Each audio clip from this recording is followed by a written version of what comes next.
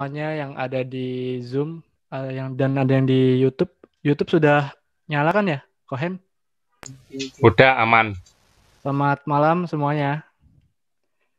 Baik, sebentar lagi kita akan mulai PD online kita di hari ini tanggal 18 November 2020 dengan tema kehidupan di tempat lain, firman oleh Ibu Ignacia Bernadette Maringka atau Ibu Aceh. Mungkin selanjutnya saya serahkan ke Pak Nandi. Langsung dimulai saja, Pak.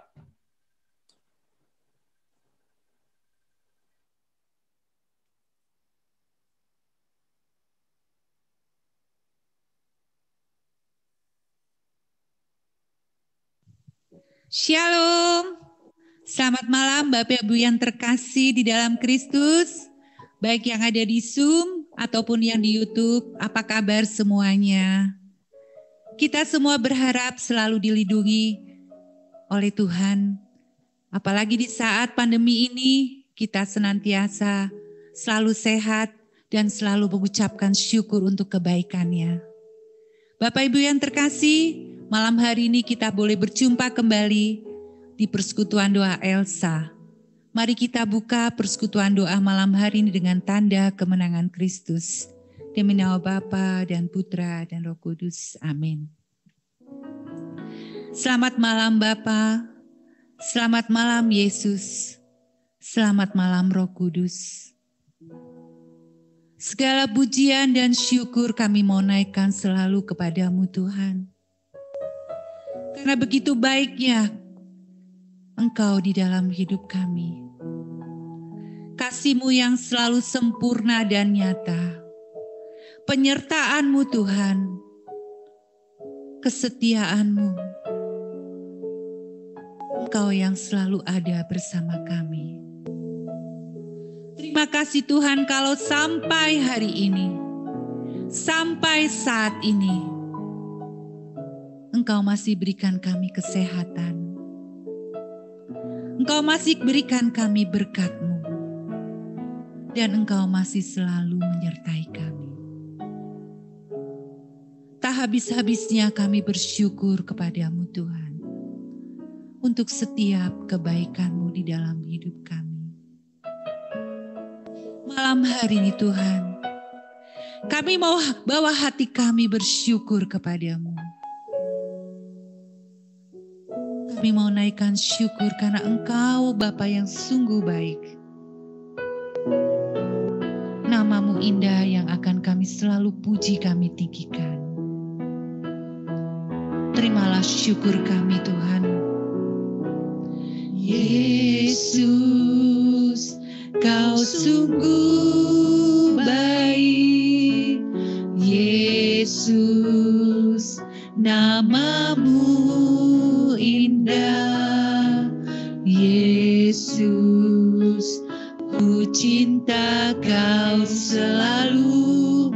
Ku tinggikan, ku agungkan selamanya. Sekali lagi kita mau panggil Engkau.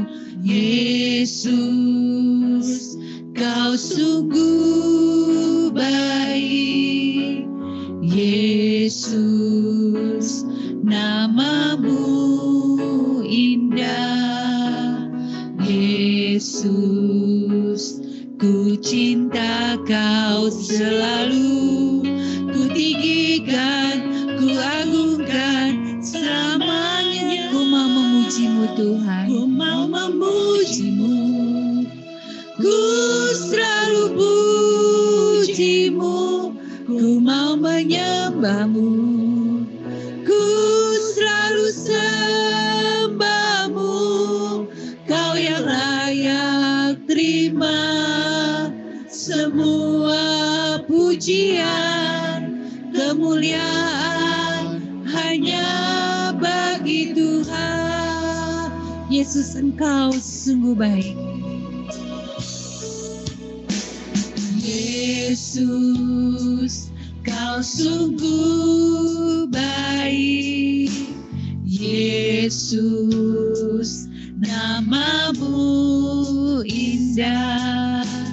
Yesus, ku Ku cinta Kau selalu, ku tinggikan, ku agungkan selamanya. Ku mau memuji-Mu, ku selalu puji-Mu, ku mau menyembah-Mu, ku selalu sembah-Mu. Kau yang layak terima semua pujian, kemuliaan hanya bagi Tuhan. Ku mau memuji, ku mau memuji-Mu, ku selalu puji-Mu, ku mau menyembah-Mu, ku selalu sembah-Mu. Kau yang layak terima semua pujian, kemuliaan hanya bagi Tuhan. Ku mau memuji-Mu, ku selalu ku mau sembah Engkau Tuhan. Ku selalu sembah-Mu, hanya Engkau yang layak terima segala pujian. Semua pujian, kemuliaan hanya bagi Tuhan. Ku mau memuji-Mu, ku mau memuji-Mu, ku selalu puji-Mu, ku mau menyembah-Mu, ku selalu sembah-Mu. Kau yang layak terima semua pujian, kemuliaan hanya bagi Tuhan. Hanya Kau yang layak, Kau yang layak terima semua pujian, kemuliaan hanya bagi Tuhan. Hanya Kau yang layak Tuhan, Kau yang layak terima semua pujian, kemuliaan hanya bagi Tuhan. Oh, terima kasih Tuhan, Engkau kami puja. Terima kasih, terima kasih Yesus, kami bersyukur. Terima kasih Tuhan, Engkau sungguh baik, Engkau sangat baik. Terima kasih Yesus, terima kasih Tuhan, terima kasih Yesus. Kami sungguh bersyukur memiliki Engkau di dalam hidup kami. Terima kasih Tuhan untuk kasih setia-Mu. Terima kasih Yesus, terima kasih. Dengan apa kami balas Tuhan? Sekaligus hanya ucapan syukur kepadamu Yesus. Terima kasih Yesus, terima kasih.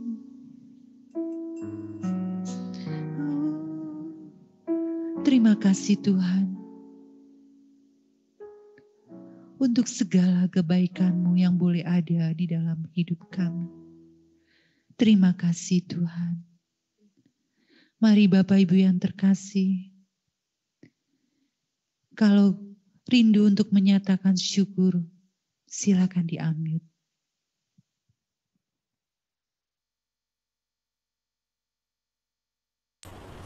Terima kasih Tuhan untuk segala berkat-Mu sepanjang hari ini, untuk kesehatan yang Engkau berikan pada kami.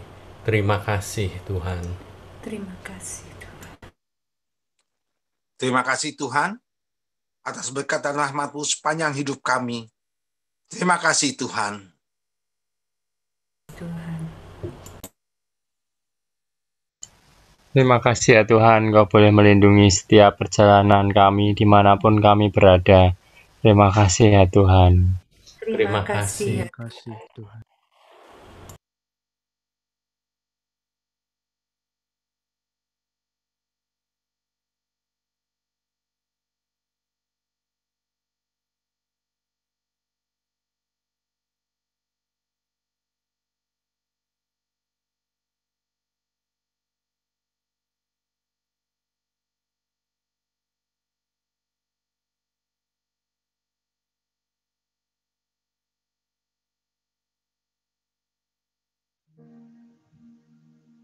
Tak habis-habisnya, ucapan syukur ingin kami selalu naikkan kepadamu Tuhan.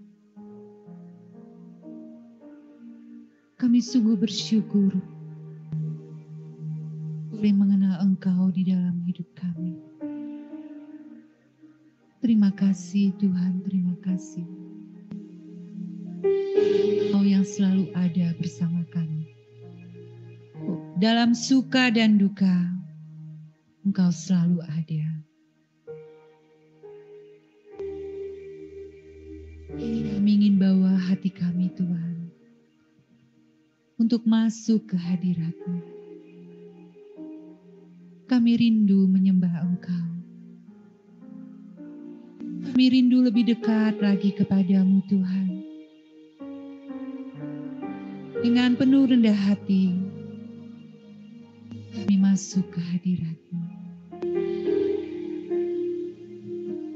Kami bawa hati kami, pergumulan kami, apapun yang kami alami saat ini.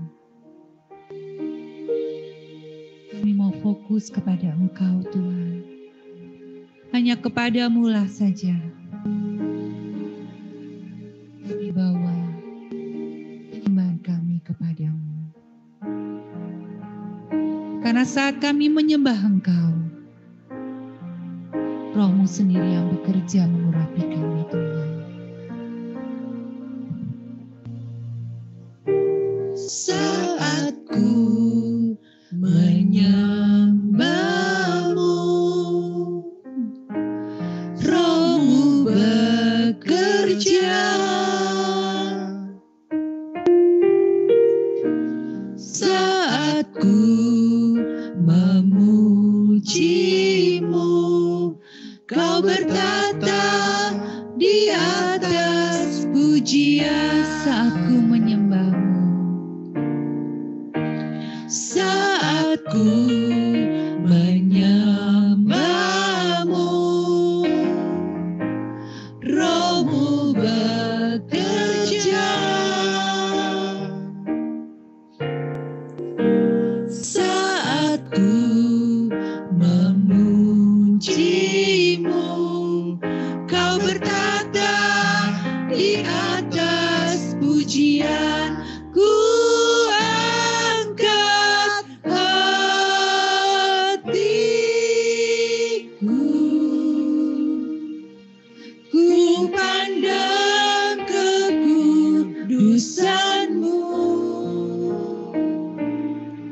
Saat ku sembah, ku puji-Mu, ku rasakan kehadiran-Mu Tuhan.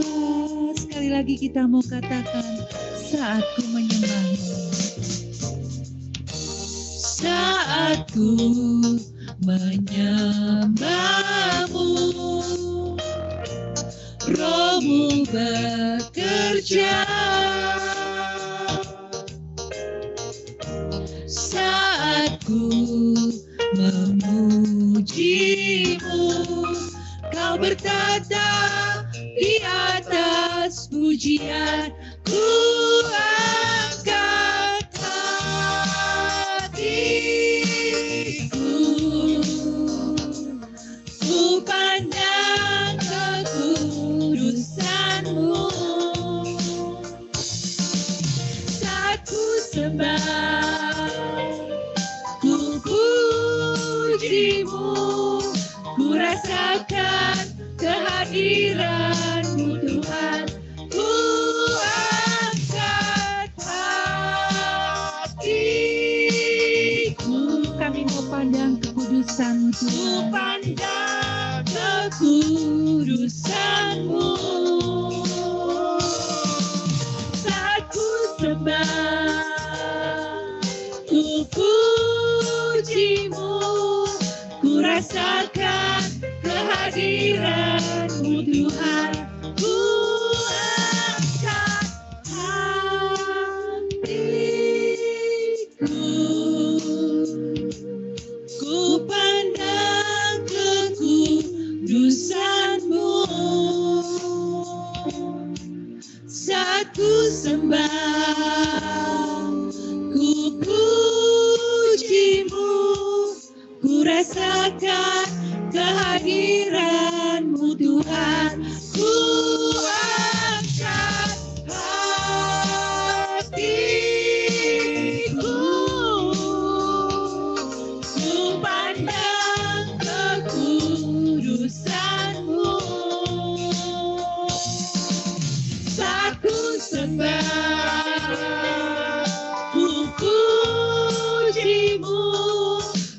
rasakan kehadiran-Mu Tuhan. Ku rasakan kehadiran-Mu Tuhan. Ku rasakan kehadiran-Mu Tuhan.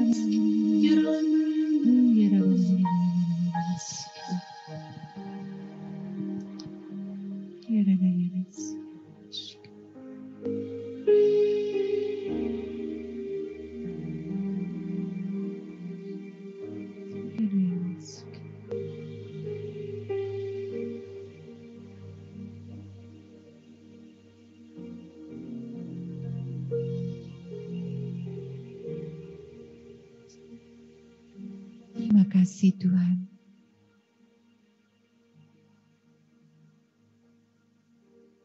Terima kasih kalau malam hari ini kami masih boleh mendengarkan firman-Mu. Firman-Mu yang akan Kau tabur oleh hamba-Mu, anak-Mu yang setia, Ibu Ace. Kami percaya Tuhan urapan-Mu yang kudus telah mengurapi beliau. Agar apa semua yang diwartakan hanya daripada-Mu. Kami malam hari ini juga mau buka hati kami. Agar firman yang boleh ditaburkan malam hari ini masuk ke dalam hati kami. Dan menjadi rema di dalam hidup kami. Firman-Mu adalah pelita hidup kami Tuhan. Kekuatan, pegangan hidup kami. Biarlah firman yang boleh ditabur malam hari ini tidak menjadi sia-sia. Terima kasih Tuhan, terima kasih. Kami siap mendengarkan firman-Mu. Kemuliaan kepada Bapa dan Putra dan Roh Kudus seperti pada permulaan sekarang, selalu, dan sepanjang segala abad. Amin.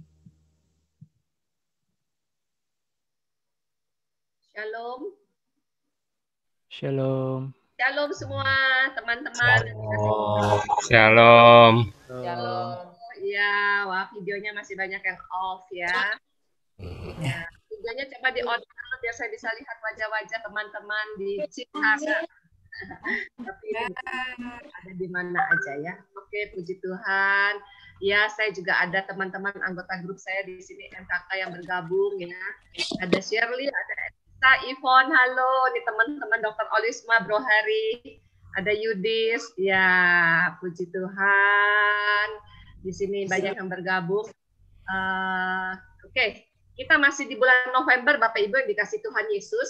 Makanya tema ini hanya bisa kita bawakan sekitar di bulan November tentang api penyucian. Ya. Apa itu api penyucian? Banyak dari umat kita yang tidak mengerti juga tentang hal ini, hanya baru tahu-tahu aja. Ya. Kita mau belajar tentang purgatorium, yaitu kehidupan di tempat lain, apakah ada ataukah tidak. Saya akan tayangkan share screen-nya, Bapak Ibu dikasihi Tuhan Yesus, bentar ya. Nanti saya minta kalau ada ayat yang untuk bisa dibaca, teman-teman siap untuk saya tunjuk ya. Aduh, ini mana kita?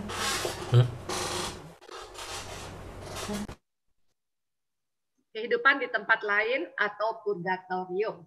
Oke, Bapak Ibu, kita pasti tahu ya bahwa setelah kematian ada kehidupan di tempat lain di situ. Banyak juga tradisi dari suku bangsa kita yang mengerti mengenai hal demikian ya. Apakah setelah kematian hanya sampai di situkah kehidupan manusia? Ya, kematian hanya merupakan satu jembatan memasuki kehidupan lainnya. Jadi juga banyak tradisi-tradisi suku kita yang percaya akan kehidupan tersebut setelah kematian. Namun seperti yang ada di dalam kitab suci, ya, ada sekelompok orang Saduki di zaman Yesus yang tidak percaya tentang kebangkitan orang mati, yaitu tentang perikop kisah wanita yang mengawinkan 7 kali. Itu ada di Injil Lukas 20 ayat 33 sampai dengan 35 ya di sini. Lukas 20 ayat 33 sampai dengan 35. Saya minta mungkin di sini oke, Bapak Paul untuk bacakan seperti yang ada di dalam tayangan. Di unmute dulu Pak suaranya. Lukas 20 ayat 33 sampai 35. Bagaimana sekarang dengan perempuan itu? Siapakah di antara orang-orang itu yang menjadi suaminya pada hari kebangkitan? Sebab ketujuhnya telah beristrikan dia. Jawab Yesus kepada mereka, orang-orang dunia ini kawin dan dikawinkan, tetapi mereka yang dianggap layak untuk mendapat bagian dalam dunia yang lain itu, dan dalam kebangkitan dari antara orang mati, tidak kawin dan tidak dikawinkan. Ya, terima kasih. Oke. Jadi jelas dari bacaan Injil Lukas 20 ini ya, kita melihat apa perkataan Yesus, tanggapan Yesus bahwa memang ada ya, ada kelanjutan hidup di tempat lain, yaitu kehidupan di seberang sana itu ada di situ ya. Nah, ini yang menyangkut tentang perjanjian Tuhan, perjanjian Allah sendiri, yaitu Allah kita adalah Allah orang-orang yang hidup, bukan Allah orang mati ya. Oke. Nah, sebelum kita lanjut di dalam pengajaran, saya akan putarkan video sebentar saja ya sebagai selingan. Nearer, my God, to thee, nearer to thee, in all with thee across that rageth me, still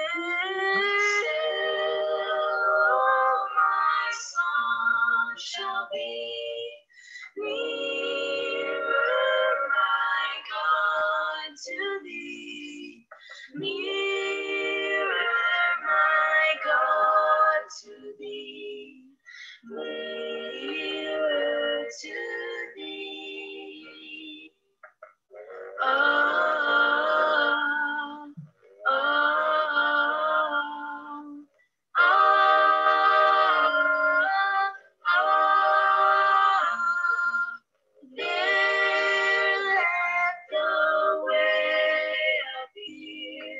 Steps unto heaven, all that thou sendest me in mercy give.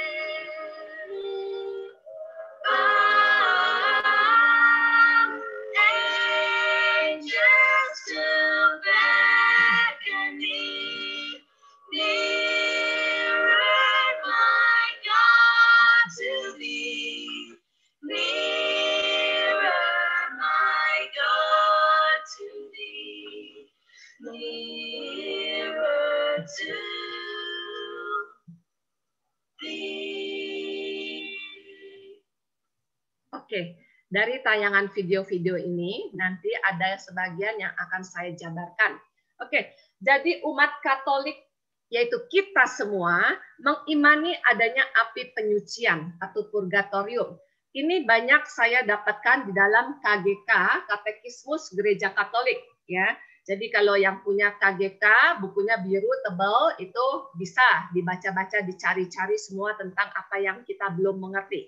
Di dalam KGK 1030 tertulis bahwa siapa yang mati dalam rahmat dan dalam persahabatan dengan Allah namun belum disucikan sepenuhnya, memang sudah pasti akan keselamatan abadinya.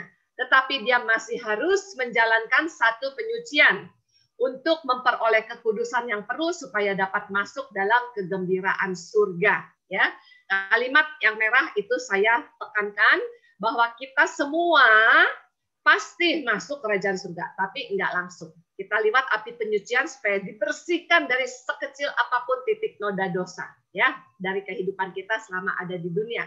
Nah, api penyucian merupakan tempat penantian bagi arwah yang masih perlu didoakan.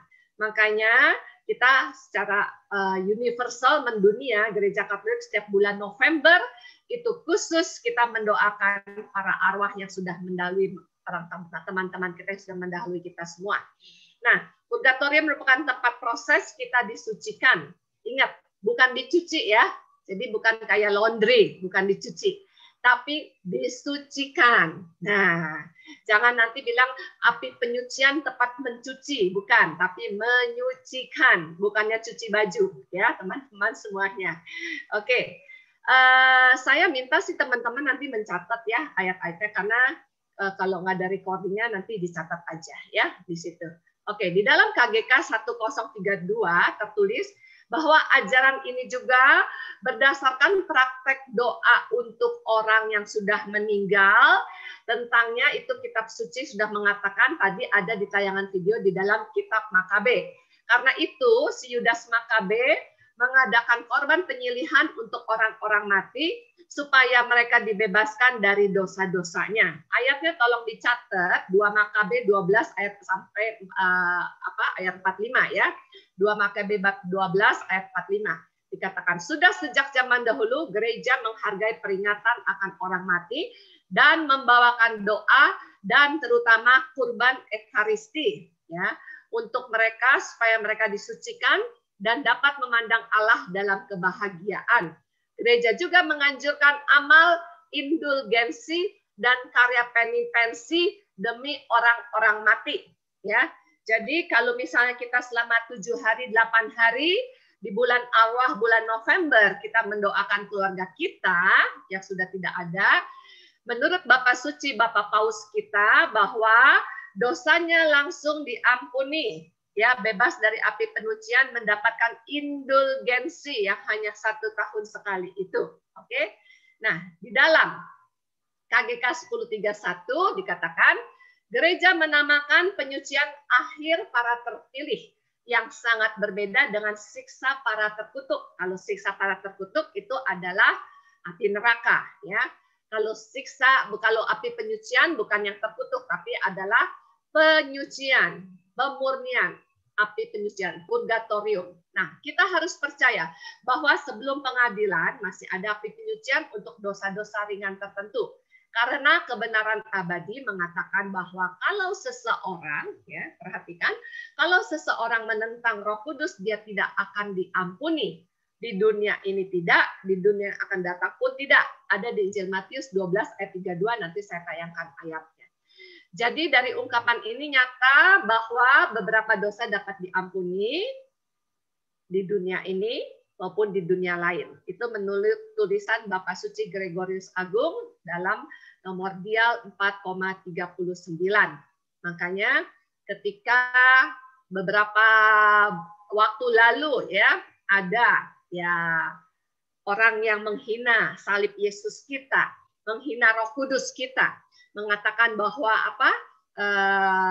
salibnya orang kafir di situ ya. Itu saya katakan, teman-teman semua pada bilang, kita doakan aja supaya dia bertobat dan segala macam bla bla bla, dosanya diampuni. Saya bilang ada di Alkitab yang menghujat Roh Kudus, dosanya tidak akan diampuni. Jadi saya katakan tidak perlu kita doakan, ya. kecuali dia sendiri yang bertobat menerima Yesus, baru dosanya bisa diampuni. Di situ saya katakan demikian kepada teman-teman di situ. Oke, jadi baiklah kita membantu mereka dan mengenangkan mereka.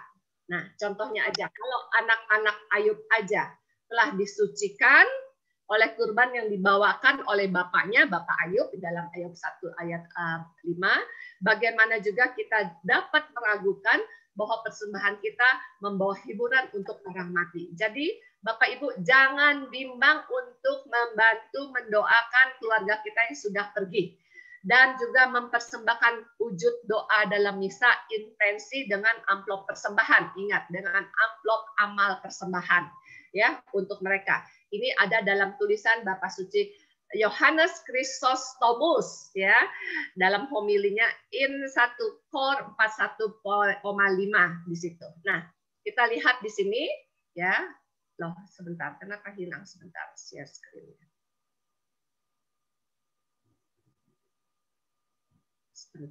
Sebentar. Oke. Ya.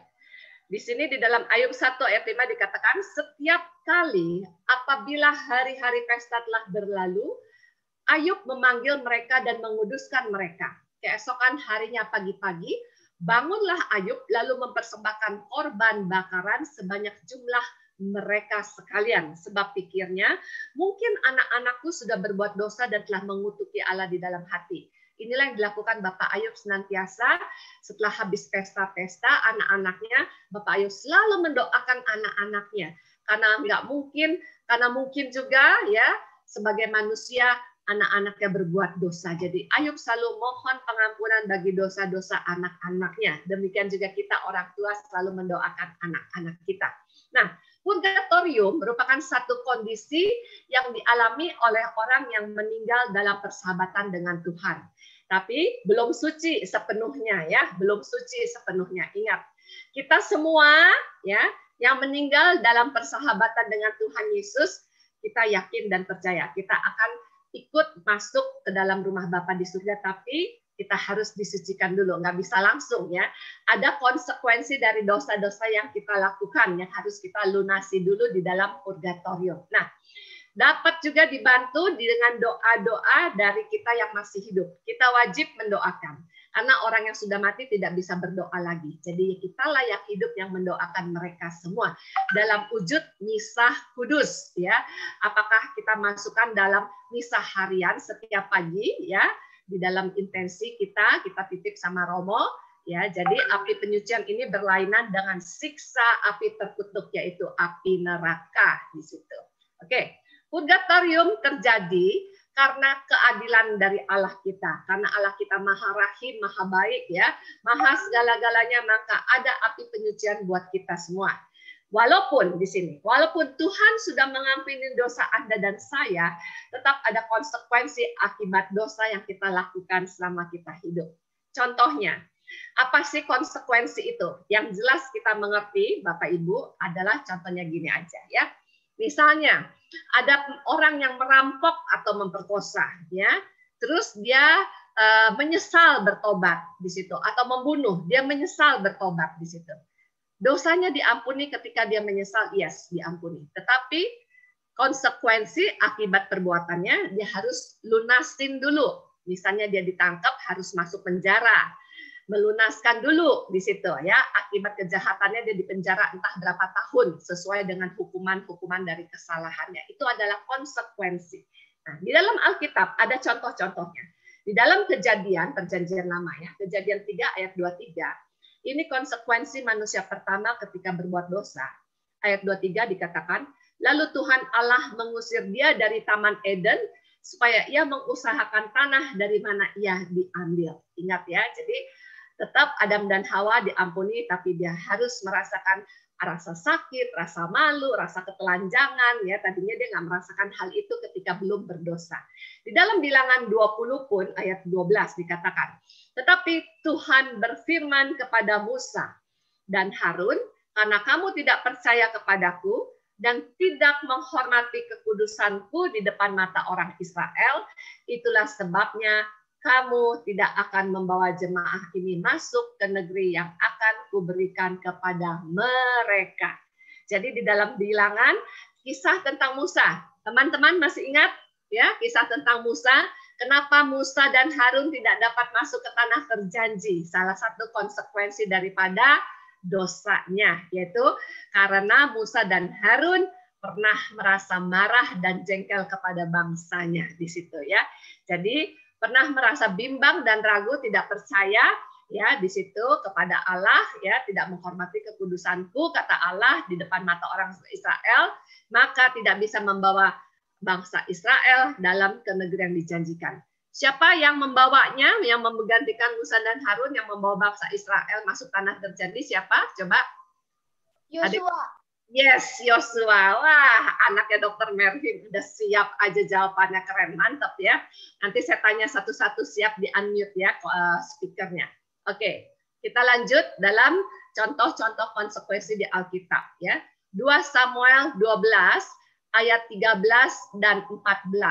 Oke, saya mau minta di sini yang saya lihat ada siapa di sini? Pak Yohanes untuk baca, Yohanes Nandi. 2 Samuel 12 ayat 13-14. Lalu berkatalah Daud kepada Nathan, "Aku sudah berdosa kepada Tuhan." Dan Nathan berkata kepada Daud, "Tuhan telah menjauhkan dosamu itu. Engkau tidak akan mati. Walaupun demikian, karena engkau dengan perbuatan ini telah sangat menista Tuhan, pastilah anak yang lahir bagimu itu akan mati." Terima kasih. Jadi jelas ya, Daud pun pernah jatuh dalam dosa perzinahan ya. Ketika dia ditegur oleh nabi ya, oleh Nathan di situ ya, Daud menyesal. Tuhan ampuni tidak? Tuhan ampuni. Tapi ada konsekuensi akibat dosa perzinahannya, anaknya mati. Anak akibat daripada perzinahan mati. Tapi Daud diberkati tetap ya, Daud diberkati. Dia tetap punya anak lagi dan menjadi raja. Oke, lanjut. Saya minta yang baca di sini Dr. Gigi Ari Susanti. Di unmute dok, belum kedengaran suaranya, di unmute dulu. Ya, terima kasih. Lukas 1 ayat 20. Sesungguhnya engkau akan menjadi bisu dan tidak dapat berkata-kata sampai kepada hari di mana semuanya ini terjadi, karena engkau tidak percaya akan perkataanku yang akan nyata kebenarannya pada waktunya. Amin. Terima kasih Dokter Ari. Oke, kalau ini konsekuensi tentang kisah apa? Ada yang ingat? Zakaria. Zakaria. Siapa yang menjawab Zakaria? Charlie. Dari siapa? Ibu Shirley. Oh, Ibu Shirley. Oke, Shirley Setiani ya, itu anggota grup sharing iman saya. Oke. Pak puji Tuhan, ini ada Shirley senior dari Sydney, cicinya Boy juga udah masuk bergabung ya, saya baru lihat dia terlambat. Oke, jadi ini juga konsekuensi daripada akibat Zakaria yang kurang percaya. Oke, Bapak Ibu sekali yang dikasih Tuhan Yesus ya, kalau kita menyayangi anak kita pasti akan mendidik. Kita pasti akan mendidik anak kita. Kalau salah kita harus kasih teguran di situ sama ya. Jadi Allah pun mendidik kita semua. Allah ingin agar kita sungguh-sungguh menjadi kudus, yaitu siap bersatu dengan Dia yang kudus di surga. Surga itu kondisinya kudus, holy. Jadi nggak ada satu titik pasir dosa pun yang bisa masuk dalam surga. Ya, namanya surga adalah kudus. Jadi semua yang masuk di situ harus keadaannya kudus di situ. Nah, nggak mungkin bisa seperti teman kita yang lain berkata demikian ya. Istilahnya gini, yang penting kamu terima Yesus, kamu dibaptis, kamu bertobat, kamu pasti masuk ke surga. Saat ini pun kamu kalau misalnya mati, kamu masuk ke surga. Tidak demikian ya. Kalau kita umat Katolik tidak begitu imannya. Nggak mungkin kita misalnya contohnya aja yang logika masuk di akal. Kalau kita habis membunuh, habis mencuri, tiba-tiba kita mati serangan jantung, kita nggak mungkin langsung jereng terbang masuk ke dalam surga, ya tidak mungkin itu. Jadi dibersihkan dulu dosa kita di dalam api penyucian, konsekuensinya baru masuk ke surga di situ. Nah di sini lanjutnya Kekudusan harus menjadi milik jiwa kita sendiri. Jadi bukan seolah-olah diselubungi oleh kekudusan Kristus, ya. Walaupun memang kita pengikut Kristus, ya, tapi kalau hidup kita tidak kudus, ya, hidup kita tidak taat, ya, seenak-enak kedagingan kita aja amburadul, ya. Di sini kita tidak bisa ikut kekudusan Yesus, ya. Jadi karena di balik selubung itu jiwa kita masih penuh dosa. Kita juga nggak bisa nebeng, misalnya, oh biarin aja, misalnya pasangan saya aja yang rajin ikut PD, rajin ke gereja, rajin aktif, rajin baca firman, rajin doa, rajin segala macam. Saya nggak usah ngapa-ngapain, ntar masuk surganya tinggal nebeng aja sama pasangan saya. Nggak bisa, ya. Kita ke surga nggak ada Gojek, nggak ada Grab, nggak ada taksi bisa nebeng-nebeng, ya. Bapak Ibu yang dikasih Tuhan Yesus. Jadi harus kitanya sendiri yang dikuduskan di situ. Oke. Jadi kita lanjut di sini.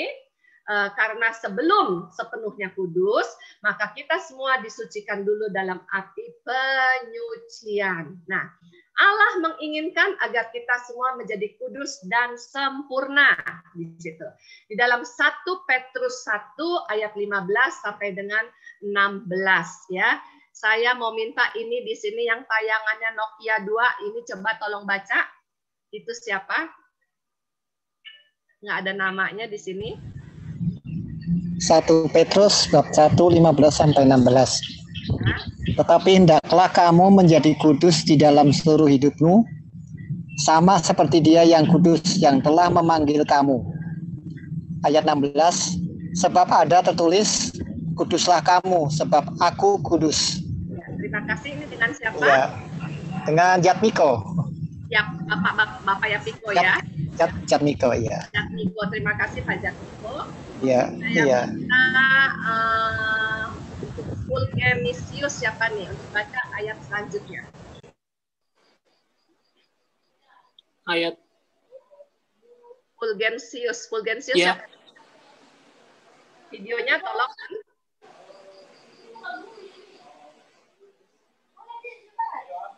Halo? Ya, halo. Ya, baca Matius 5. Matius 5 ya, 48. Karena itu haruslah kamu sempurna sama seperti Bapamu yang di surga adalah sempurna. Amin. Videonya mana nih? Saya belum lihat wajah Anda. Nah, gitu videonya on ya. Terima kasih, Bro Fulgensius. Oke. Jadi di sini memang Allah menginginkan agar kita menjadi kudus dan sempurna. Ada tertulis di dalam 1 Petrus 1, 15-16 dan Matius 5 ayatnya yang ke-48. Karena itu haruslah kamu sempurna sama seperti Bapamu yang di surga adalah sempurna. Jadi kita pupuk hidup kita di dunia ini menuju kekudusan dan kesempurnaan. Walaupun kita tidak bisa menjadi kudus dan sempurna seperti Allah kita, tapi kita proses menuju ke sana terus ya. Amin. Nah, untuk pengingkaran tidak mengakuinya adanya penyucian, tapi penyucian berarti kita mengingkari adanya keadilan daripada Tuhan. Nah, keadilan, kasih, dan kesetiaan merupakan itulah hakikat daripada Allah. Hakikat Tuhan yang tidak dapat disangkal oleh Tuhan sendiri maupun oleh manusia. Ya, di dalam 2 Timotius 2 ayat 13 ya, saya minta di sini yang membacakan di sini coba ada Hendri Saputro. Ya, saya Bu hadir. Baca Pak, Bro. Ya, 2 Timotius 2 ayat 13. Jika kita tidak setia, Dia tetap setia, karena Dia tidak dapat menyangkal dirinya. Amin. Jadi kita walaupun kita berdosa, Tuhan Yesus adalah yang setia dan taat, Dia tetap menantikan kita ya. Karena Dia juga tidak dapat menyangkal dirinya. Makanya juga salah satunya juga Tuhan Yesus juga tidak memberikan hal yang buruk dalam hidup manusia ya. Jadi semua keburukan datangnya dari manusia sendiri dan lingkungannya. Nah, akibat konsekuensi daripada dosa ya, kita lihat di sini konsekuensi daripada dosa. Ada suara. Ya. Meninggal dalam keadaan sempurna dalam rahmat Allah ya. Kalau kita sempurna, bisa sempurna tapi jarang manusia sempurna ya. Ketika kita meninggal kita langsung masuk dalam surga di situ ya. Oke. Tapi Kalau kita meninggal masih dalam keadaan berdosa berat dan tidak bertobat. Dalam keadaan dosa berat tidak bertobat, ya. Makanya bertobatlah teman-teman. Itu akan masuk dalam jurang maut, ya, masuk neraka, ya. Jadi upah dosa adalah apa? Ya, masuk ke jurang maut di situ. Nah, jika dalam keadaan di tengah-tengah, ya, kita bicara yang jika dalam keadaan di tengah-tengah meninggal dalam rahmat Tuhan, kita pasti masuk api penyucian, nggak perlu diragukan lagi. Namun, ya, karena masih punya dosa ringan, masih menanggung konsekuensi dari dosa yang sudah diampunin. Kita sudah diampunin, tapi kita proses dulu di situ, ya. Nah, perbedaan dosa berat dan dosa ringan yang seperti tadi ada dalam video dan dalam tayangan saya. Dalam 1 Yohanes, ya, bab 5 ayat 16-17. Oke, saya minta di sini Raymond yang namanya Raymond untuk baca. Halo, Raymond? Iya. Tolong videonya onin.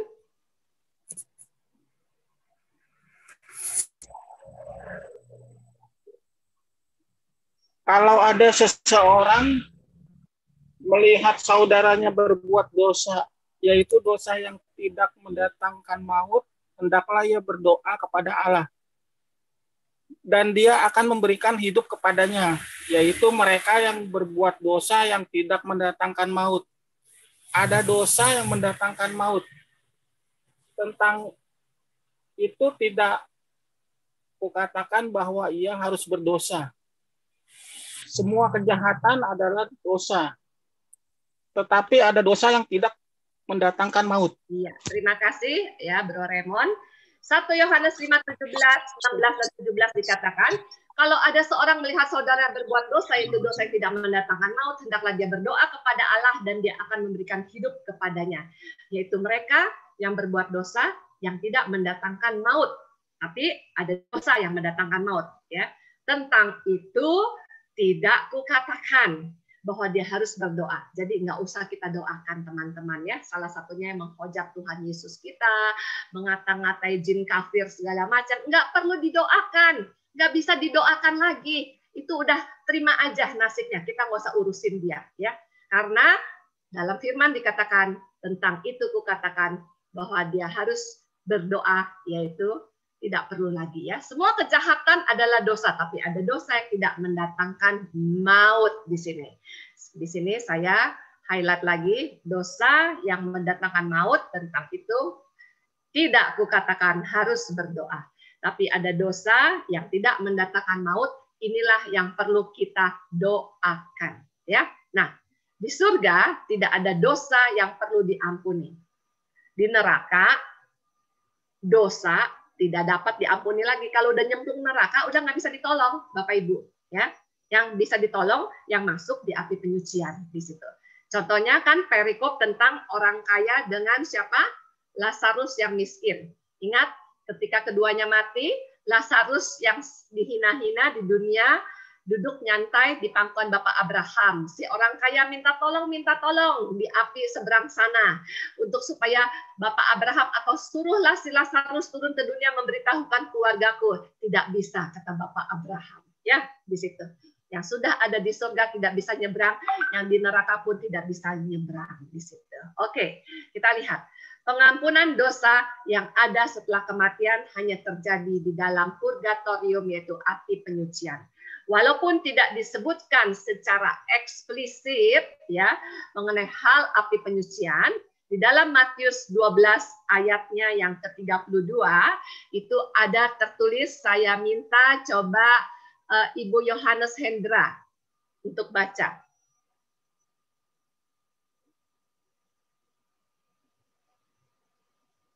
Bisa Bu, Matius 12 ayat 32. Matius 12 Bapak. ayat 32. Apabila seorang mengucapkan sesuatu menentang anak manusia, ia akan diampuni. Tetapi jika ia menentang Roh Kudus, ia tidak akan diampuni. Dunia ini tidak dan di dunia ini tidak dan di dunia nggak kelihatan lagi Bu bawahnya. dan di dunia yang akan datang. Pun tidak. Terima kasih ya Pak ya. Saya pikir ada tadi rambutnya panjang-panjang kayak ibu-ibu. Mohon maaf ya. Katanya jantan ya. Oke. Nah, Matius 12 ayat 32 dikatakan, apabila seorang mengucapkan sesuatu menentang anak manusia, dia akan diampuni. Tetapi jika menentang Roh Kudus, dia tidak akan diampuni, dimanapun tidak akan diampuni. Oke, kita lanjut di sini ya. Jadi segala pekerjaan kita akan diuji ya di dalam surat Rasul Paulus 1 Kor 3 ayat 15. Jika pekerjaannya terbakar, dia akan menderita kerugian, tetapi ia sendiri akan diselamatkan. Tetapi seperti dari dalam api. Nah, api ini bukan api neraka karena masih bisa diselamatkan ya. Jadi sebab dikatakan api ini mereka tidak dapat diselamatkan ya. Api ini bukan neraka sebab kalau dari neraka tidak dapat diselamatkan, juga bukan dari surga karena di surga tidak ada yang menderita hal kerugian. Yang di surga semua udah sukacita, happy, nggak ada hal rugi-rugian ya di situ ya. Juga tidak ada hal kawin mengawinkan lagi seperti yang dipertanyakan ke orang Saduki kepada Yesus. Nah, api ini adalah kondisi di tengah-tengah di mana jiwa-jiwa mengalami kerugian sementara untuk mencapai ke surga ya. Nah, nanti pada akhir hidup kita ya, iman diuji kemurniannya dengan api ya, itu api penyucian. Di dalam 1 Petrus 1 ya ayat 7. Saya mau minta coba di sini tadi sudah Jatmiko. Henry bisa baca? Ya Bu, hadir. Tadi Henry udah ya, udah baca ya? Udah Bu. Oh, udah. Asri Liu coba baca. 1 Petrus 1 ayat 7.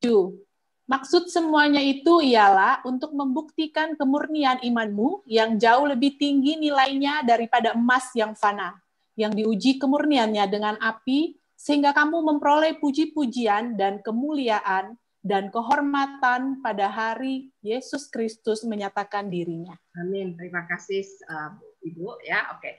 1 Petrus 1 ayat 7. Jadi maksud semuanya itu ialah untuk membuktikan kemurnian iman kita yang jauh lebih tinggi nilainya daripada emas permata yang ada di dunia ya. Itu supaya nanti juga Yesus Kristus menyatakan dirinya. Nah, Bapak Ibu, Yesus pun memberitakan Injil kepada roh yang masih terbelenggu di dalam tempat sementara. Yang ditulis adalah limbo of the fathers atau limbo of the just ya. Saya mau tanya sama teman-teman di PD Esra nih ya. Mungkin sudah pada tahu atau belum? Yang sudah tahu diam saja ya, terutama Dr. Olive yang sering mendengarkan pengajaran di grup saya ya. Kapan ya Yesus menginjili roh-roh yang masih terbelenggu? Saya mau tanya di sini, yang videonya nggak nongol saya akan cari ya. Rainer siapa nih? Rain. Atau ada Angela, ada Jeffrey? Nah, Jeffrey. Nah, kapan Bro Jeffrey Yesus memberitakan Injil kepada roh yang masih terbelenggu? Kira-kira tahu nggak Anda? Kurang tahu nih. Kurang tahu. Okay. Iya. Saya Angela mana videonya?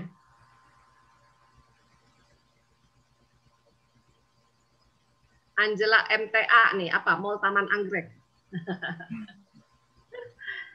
Halo, Angela kemana? Ibu Angela? Ada Dr. Oli. Atau Eli, di sini yang namanya Eli, coba videonya siapa nih? Eli siapa nih?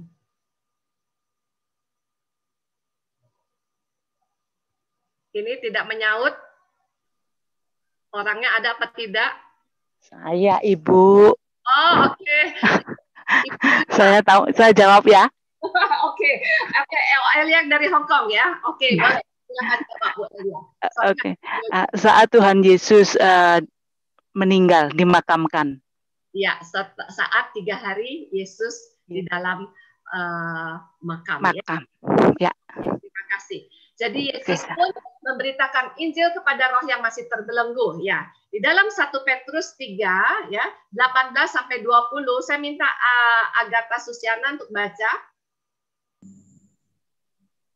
Ya, Bu Susi. Petrus 3 ayat 18 sampai 20. Ya. Sebab juga Kristus telah mati sekali untuk segala dosa kita. Ia yang benar untuk orang-orang yang tidak benar, supaya ia membawa kita kepada Allah. Ia yang telah dibunuh dalam keadaannya sebagai manusia, tetapi yang telah dibangkitkan menurut roh. Lanjut.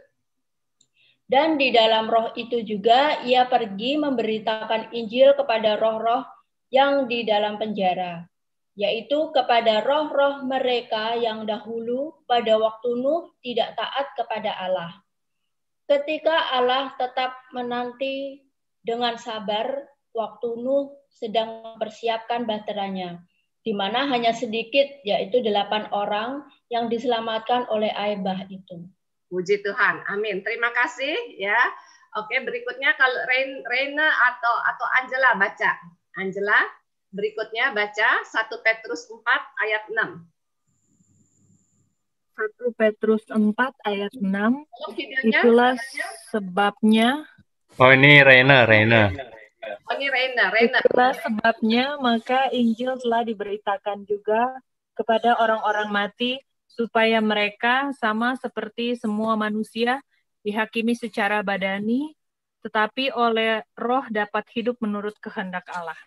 Amin. Oke, jadi jelas di dalam Alkitab tertulis ya, ayat 19, semua yang kalimat saya bikin merah itu ya. Dia pergi memberitakan Injil kepada roh-roh ya. Injil telah diberitakan juga kepada orang-orang mati ya, di situ dikatakan. Oke, kita lanjut. Purgatorium yang bersumber dari ajaran kitab suci. Ya, kita lihat ayatnya ada di mana? Ada ya di situ. Nah, dikatakan orang yang najis atau setengah kudus tidak akan masuk ke dalam surga, maka Allah memberi pemurnian di dalam api penyucian ya. Wahyu 21 ayat 27 ya. Saya minta di sini yang belum baca siapa ya? Oke. Kresnanto udah saya suruh baca atau Yusak Ginting? Saya boleh. Yusak Ginting? Saya Kresnanto. Kresnanto, ya. Videonya mana nih, Kres? Udah ya. Wahyu 21 ayat 27. Nggak kelihatan ini. Oke, lanjut. Wahyu 21 ayat 27. Tetapi tidak akan masuk ke dalamnya sesuatu yang najis atau orang yang melakukan kekejian atau dusta, tetapi hanya mereka yang namanya tertulis di dalam kitab kehidupan anak domba itu. Oke, sip. Oke, terima kasih. Oh, ini MC kita tadi ya. Wahyu 21:27 tidak akan masuk ke dalamnya sesuatu yang najis atau yang melakukan kekejian atau dusta, tapi hanya mereka yang tertulis di dalam kitab kehidupan anak domba ya. Nah, dasar pengajaran api penyucian ya di sini yang paling jelas ada di kitab Deuterokanonika ya. Anda kalau yang nggak tahu kitab Deuterokanonika, saya bingung juga bacaannya kitab suci yang mana ya. Itu ada di dalam 2 Makabe 12 ayat 38 sampai 45. Kalau saudara kita yang non Katolik pasti nggak tahu tentang ini karena dia tidak ada kitab Deuterokanonikanya. Di sini korban penebus salah atas dosa prajurit yang gugur yang dilakukan oleh Yudas Makabe ada di dalam ayat 43 yang percaya ada kebangkitan orang mati. Nah, tradisi berdoa bagi arwah ya, bagi arwah orang yang sudah meninggal merupakan tradisi Yahudi yang sudah dimulai abad 1 sebelum Masehi sampai sekarang ya. Jadi bukan tradisi yang asing bagi Yesus. Kitab Makabe, ingat, kitab Makabe bukan rekayasa dari gereja Katolik, tapi sudah ditulis antara tahun 63104 sebelum Masehi. Teman-teman semua harus tahu ini ya. Ya, oke. Rasul Paulus juga mendoakan sahabatnya si Onesiphorus yang rajin mengunjungi Rasul Paulus selama di penjara. Di dalam 2 Timotius 1 ayat 16 sampai 18 ya. Di sini tertulis, saya mau minta coba di sini yang belum dapat giliran baca siapa ya? Jeffrey sudah belum? Belum tadi. Belum. Ya, silakan Bro Jeffrey. 2 Timotius 1 ayat 16 sampai 18. Tuhan kiranya mengaruniakan rahmat-Nya kepada keluarga Onesiphorus yang telah berulang-ulang menyegarkan hatiku. Ia tidak malu menjumpai aku di dalam penjara. Ketika di Roma, ia berusaha mencari aku dan sudah juga menemui aku. Kiranya Tuhan menunjukkan rahmat-Nya kepadanya pada harinya betapa banyaknya pelayanan yang ia lakukan di Efesus. Engkau lebih mengetahuinya daripadaku. Terima kasih Bro Jeffrey. Ya, jadi Rasul Paulus pun mendoakan murid kesayangannya Onesiphorus di situ ya. Kita perlu selalu mendoakan teman-teman kita.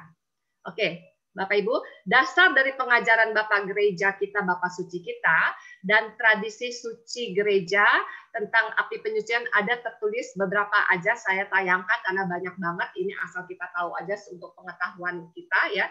Dalam surat Tertullian tahun 160220 yang mengajarkan agar para istri mendoakan suami yang meninggal di dalam misa kudus.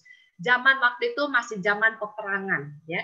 Jadi semua suami-suami yang maju medan perang yang gugur, tugasnya dari para istri adalah mendoakan arwah para prajurit yang mati ini di medan pertempuran ya. Yang kedua dari Santa Cyril dari Yerusalem tahun 315 sampai 386, Santo Yohanes Chrysostomus yang paling suratnya paling banyak kita baca adalah tahun 347 sampai 407, Santo Agustinus tahun 354 430, Santo Gregorius Agung tahun 540 sampai 604, dan dalam surat Konsili Firenze yaitu tahun 1439 dan Trante tahun 1563 yang menjabarkan tentang doktrin api penyucian. Makanya hal doktrin ini tidak tercatat di dalam kitab suci, tapi banyak daripada surat-surat Bapak suci kita yang senior-senior yang berabad-abad yang lalu ya. Bagaimana supaya kita bisa terhindar dari api penyucian ya? Selama kita hidup, berusahalah menghindari segala dosa apapun, dosa kecil sekalipun. Apakah dosa bohong-bohong, tipu-tipu kecil, coba kita berusaha hindarkan itu ya. Lalu melakukan penitensi bagi dosa yang diampuni. Rajin-rajin masuk kamar pengakuan dosa, kita menerima penitensi dari Romo di dalam sakramen pengakuan dosa ya di situ. Jangan ragu mendoakan mereka yang sudah meninggal. Kenapa? Karena nanti saatnya kita pun akan tiba, kita butuh didoakan, Oke, teman-teman di sini ya. Pengajaran kita sudah selesai di sini ya. Nanti saya sediakan waktu tanya jawab dan saya akan sharingkan beberapa cerita. Saya akan tutup dengan video sebentar ya.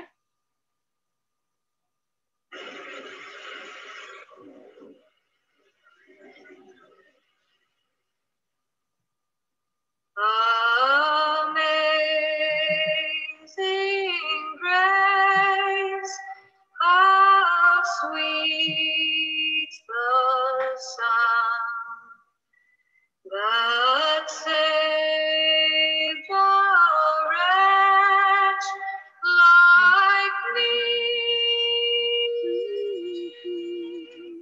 I once was lost, but now I'm found.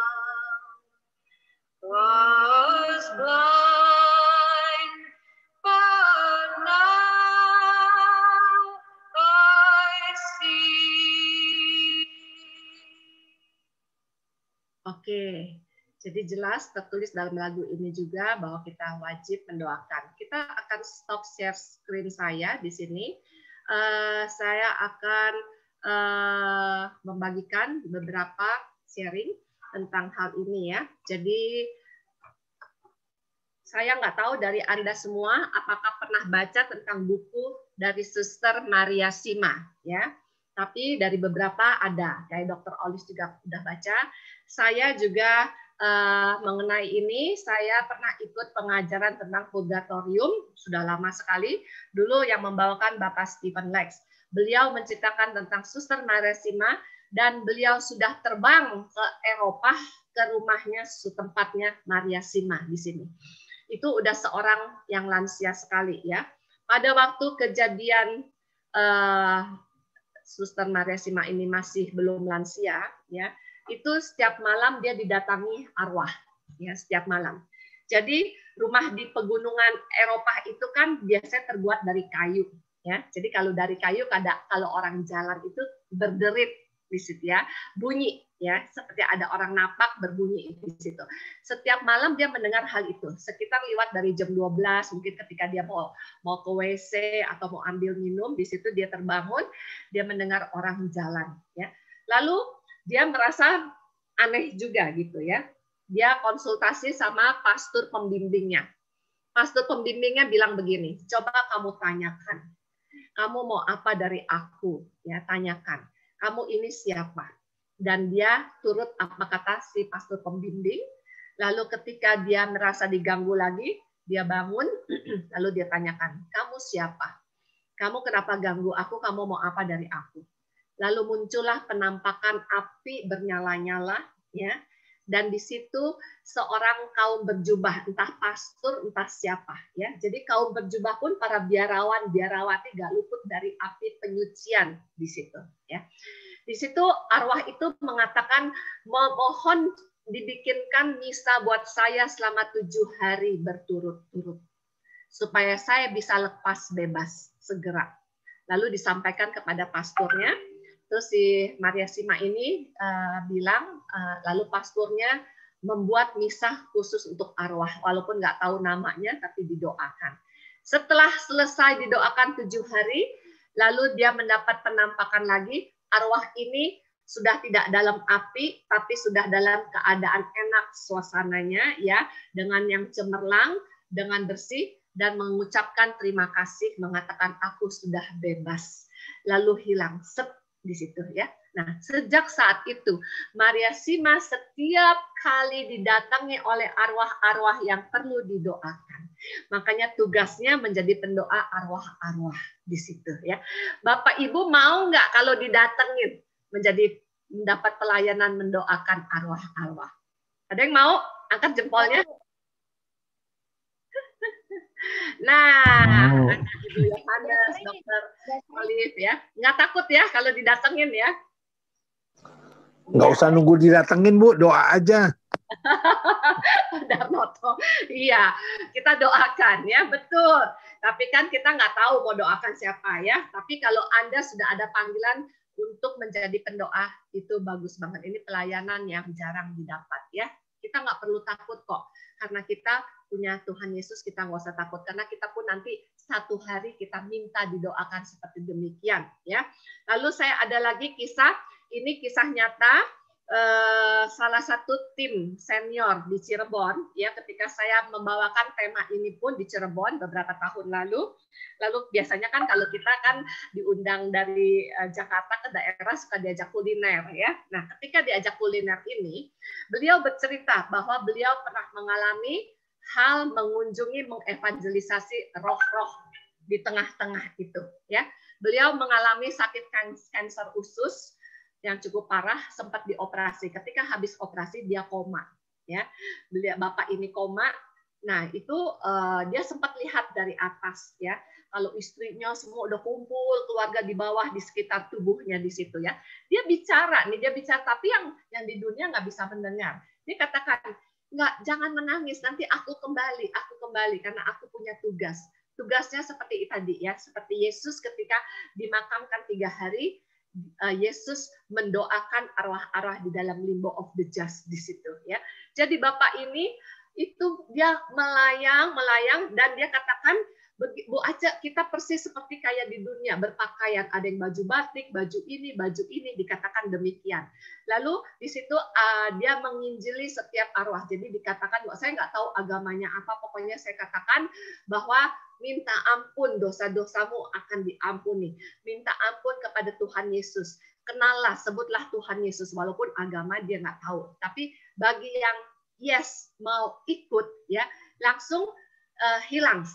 Tapi yang nggak mau ikut, yang nggak mau ngikutin, didoain atau dikenalkan pada Yesus, tetap aja mengawang-awang di tengah-tengah yang dikatakan tadi, arwah yang ada di tengah-tengah di situ ya. Nah, juga ada yang seperti misalnya keinginannya belum kesampaian. Yang keinginannya belum kesampaian, misalnya barangkali aja kan kalau orang lagi sakit kan nggak boleh makan ini, nggak boleh makan itu, nggak boleh makan apa-apa ya kan, puasa, diet dan segala macam, pantang. Apalagi kalau udah koma. Kalau udah koma mana bisa masuk apa-apa, cuman masuk makanan cairan lewat sonde, ya kan di situ. Nah mungkin saat itu jiwanya, pikirannya masih kepengen makan nasi goreng pete, kepengen makan babi panggang gitu, kepengen makan babi guling di situ ya. Kita nggak tahu ya. Nah, di situ dikatakan kata tim ini yang teman saya ini ya. Itu jadi seperti dia berdiri di depan satu restoran, dia liatin aja misalnya ayam panggang, babi panggang, kepengen, tapi yang namanya arwah udah nggak bisa makan, kasihan ya. Nah yang kayak begini ini betul kita doakan di situ ya. Oke, lalu saya juga mempunyai cerita tentang seorang teman saya di kantor. Saya kan bekerja waktu itu di kantor penerbangan ya Singapore Airlines. Ada teman saya yang agamanya Kristen bukan Katolik, papinya baru meninggal. Lalu dikatakan begini, gue kok sering dimimpiin sama babe gue gitu ya. Terus boleh nggak sih aku doain? Soalnya kalau menurut pendeta aku nggak boleh doain orang yang sudah meninggal, orang yang sudah mati. Saya bilang ke teman saya, emangnya lu kalau mau ngedoain papi lu mesti izin kepada bapak pendeta? Nggak perlu kan, lu doain aja gitu kan. Saya bilang gitu ya. Oh iya ya, ngapain gue mesti izin-izin? Nah iya, kebetulan dia sejak kecil sampai dia dewasa sekolahnya di sekolah Katolik di Santa Tresia ya. Jadi dia tahu bagaimana hal berdoa rosario. Terus dia bilang begini kepada saya, habis gimana dong cara ngedoainnya? Saya katakan aja, katakan kepada Tuhan Yesus doa, mohon pengampunan buat dosa-dosa papi kamu, mohon pengampunan atas segala kelemahan, kemalesannya, kedagingannya selama beliau hidup. Terus dia bilang begini, dia keluarin dari laci kerjanya ada rosario. Gue boleh nggak doain rosario? Oh, saya bilang boleh aja gitu. Kamu bisa doanya? Bisa nih. Gue belajar, dia bilang gitu. Ada pamfletnya, jadi dia dapat dari teman orang tua murid juga di situ dikasih rosario sama pamflet bagaimana berdoa rosario ya. Iya, boleh. Saya bilang, doakan aja rosario. Udah sekian lama liwat nih ya di situ. Terus saya katakan lagi, karena kami beda divisi, jarang bertemu. Ketika bertemu saya tanya, gimana? Masih dimimpiin babe lu lagi nggak gitu? Iya lu, enggak lu. Udah enggak lu, udah tenang. Nah, itu artinya papi kamu minta didoakan. Jadi kasihan Bapak Ibu ya, kalau yang para pemimpin agamanya melarang mendoakan orang-orang yang keluarganya sudah meninggal, kasihan banget ya. Mereka kedinginan di sana, nggak ada yang ngedoain. Sedih hati kita ya. Oke, nah di sini saya juga mau cerita lagi tentang, nah di sini kan ada cicinya Boy nih. Ini saya sering ceritakan tentang papi mertua saya ya. Cicinya Boy ada di sini dari Sydney ikutan di dalam Zoom ini ya. Itu ketika mamihnya Boy meninggal setelah 6 bulan, papinya kesepian, akhirnya meninggal juga. Meninggalnya simple, hanya sakit diare, tapi karena dia nggak ngomong sama anak-anaknya, dia dehidrasi berat ya. Lalu dehidrasi, kulitnya sampai nempel. Kalau pas saya datang besok itu dicubit, udah nggak balik lagi kulitnya, ya berarti cairan tubuhnya udah kering sekali. Jadi sempat langsung diopname di Rumah Sakit Husada. Saya sempatkan waktu datang ke rumah sakit di jam makan siang waktu masih kerja ya. Di situ saya udah melihat kondisinya, walaupun dia masih sadar, tapi dia sudah keletihan ya, sudah kecapean. Singkat cerita, saya bilang sama ipar saya ini sama si Shirley, Share jangan ditinggalin ya. Jangan ditinggalin, temanin terus, sebut nama Yesus, undang si papi supaya mau terima Yesus terus. Karena pada saat itu keadaannya belum dibaptis, ya, belum dibaptis.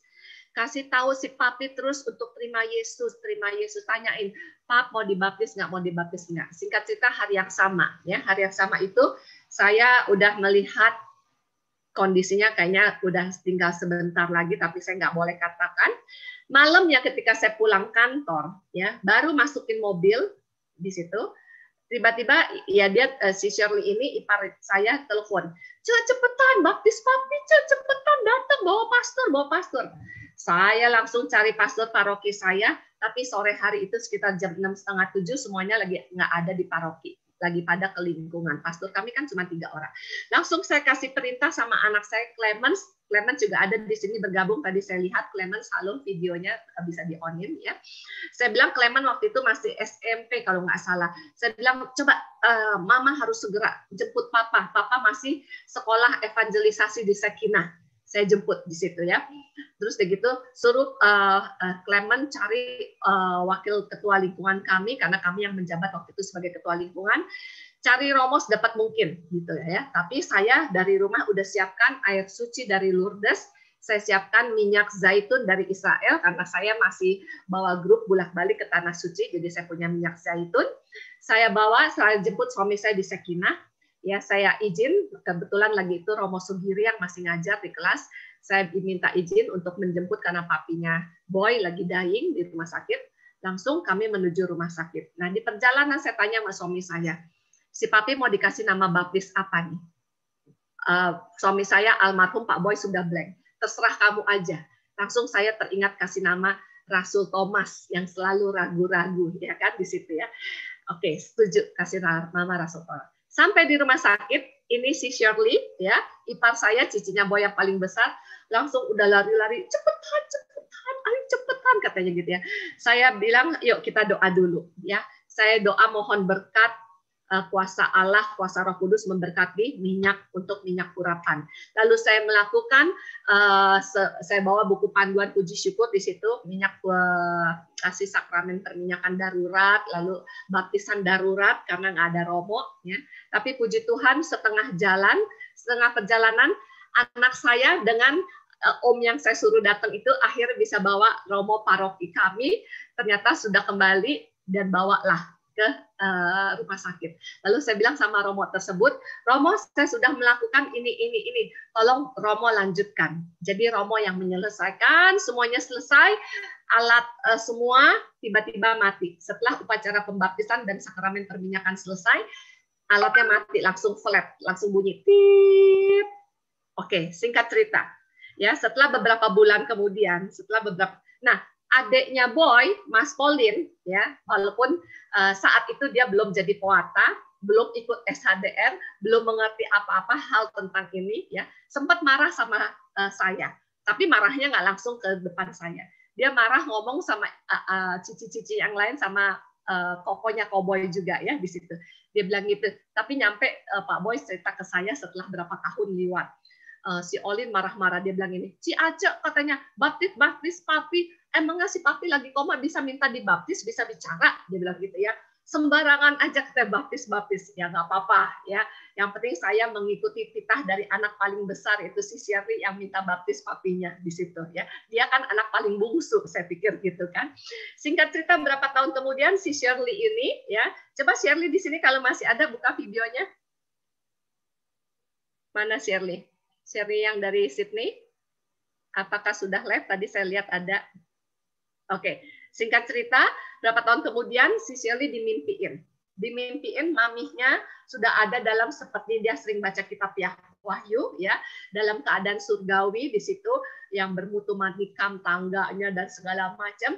Tiba-tiba papinya ketuk pintu, terus bilang sama pasangannya ini, bilang ini dalam bahasa Holland Spreken di situ, katakan, wah untung ya anak-anak tidak terlambat di situ. Nah, setelah kejadian ini, makanya adiknya yang paling bungsu, Mas Pauline, setelah dia menjadi pewarta juga, tapi sekarang dia udah hijrah ke Sydney, jadi udah nggak ada namanya di pewarta Jakarta, udah migrate ke Sydney, itu baru bisa mengatakan kepada suami saya, dia panggilnya Koboy, aduh Koboy bener ya, untung Ci Ace nggak terlambat, untung Ci Ace gerakannya cepat, si papi bisa dibaptis. Nah, disitulah teman-teman ya. Ini satu kesaksian yang indah, walaupun kejadiannya mendengar kesaksian yang indahnya baru berapa tahun setelah papi maminya di surga di situ. Sebelumnya dia sempat mencaci maki saya di belakang saya, ya. Oke, teman-teman, itu juga merupakan kisah mengenai papi saya sendiri, ya. Terakhir saya akan cerita mengenai papi saya sendiri. Ketika menjelang dyingnya di situ, ya, itu setelah meninggal, waktu dyingnya ditemenin sama Rainer, anak saya yang kecil. Karena saya sempat tinggalkan sebentar karena saya dari kantor udah langsung dipanggil oleh perawatnya untuk pulang. Jadi saya nungguin papi saya sejak pulang kantor masih pakai baju seragam kantor pada saat itu sampai jam subuh. Jadi kritisnya itu sampai subuh. Sekitar jam 3, jam 4 saya mau pulang dulu sebentar, ya. Sekalian panggil dokter pribadi yang sering kunjungin papi saya. Anak saya pas datang ke rumah opahnya bilang gini, Mama jangan pulang deh, nanti Mama nyesel, ya. Tapi saya harus pulang, ya, karena saya nggak bawa baju apa-apa lagi di situ dari pulang kantor dan harus jemput dokter Charlie waktu itu, ya. Jadi ketika saya pulang benar sekitar 5:30 anak saya telepon, langsung bilang gini, Mah, tuh kan Papa udah dipanggil Tuhan. Jadi dipanggil Tuhannya pun itu dengan tenang. Waktu saya tungguin masih nggak tenang, masih tangannya bergerak mencari pegangan. Jadi saya hanya bisa sambil menangis menyanyikan Mazmur 32, Tuhanlah gembalaku di situ. Saya mendoakan ketenangan supaya papi saya cepat pergi dijemput Tuhan. Waktu itu saya nggak bisa doakan papi saya healing the dying, walaupun kami sering mendoakan orang yang koma healing the dying, tapi pada saat itu karena papi saya sendiri, saya sambil menangis, saya nggak bisa doakan healing the dying, saya hanya bisa menguatkan papi saya menyanyikan Mazmur Tuhanlah gembalaku di situ, ya. Jadi waktu mau ditinggal sama anak saya Rainer di situ, dia katakan gini, Opa harus tenang. Opa mau sembuh nggak? Kalau mau sembuh, Opa kan nggak mau dibawa ke rumah sakit lagi, ya. Jadi Opa mau disembuhkan oleh Tuhan Yesus. Opa tenang ya, tangannya jangan goyang-goyang. Opa tidur aja, nanti besok pagi sembuh sama Tuhan Yesus. Rainer yang ngomong begitu di detik terakhir kepada opahnya. Dan benar, ketika ditinggalkan tenang sama Rainer, ya, Rainer terkantuk-kantuk juga. Akhirnya jam 5:30 pagi opahnya sudah ikut Tuhan Yesus. Lalu karena Rainer nggak tidur, lagi ujian, pada tahun itu dia lagi ujian, di WC dia lagi duduk di kloset. Biasanya kan memang anak saya kalau duduk di kamar mandi suka lama ya, berjam-jam. Dibangunkan tertidur di kloset kamar mandi oleh papi saya. Jadi papi saya kondisinya sudah cerah, sudah cemerlang, nggak seperti orang tua lansia yang pincang, pakai tongkat, pakai kursi roda, enggak. Langsung di situ Rainer kaget, dibangunkan, dia opahnya bilang ini Rainer, Opa sudah sembuh. Kan Rainer bilang, Opa suruh ikut Tuhan Yesus, sembuh sama Tuhan Yesus di situ, ya. Lalu menjelang 40 hari pun opahnya datang mimpi lagi kepada Rainer, cucunya, bukan kepada saya, ya.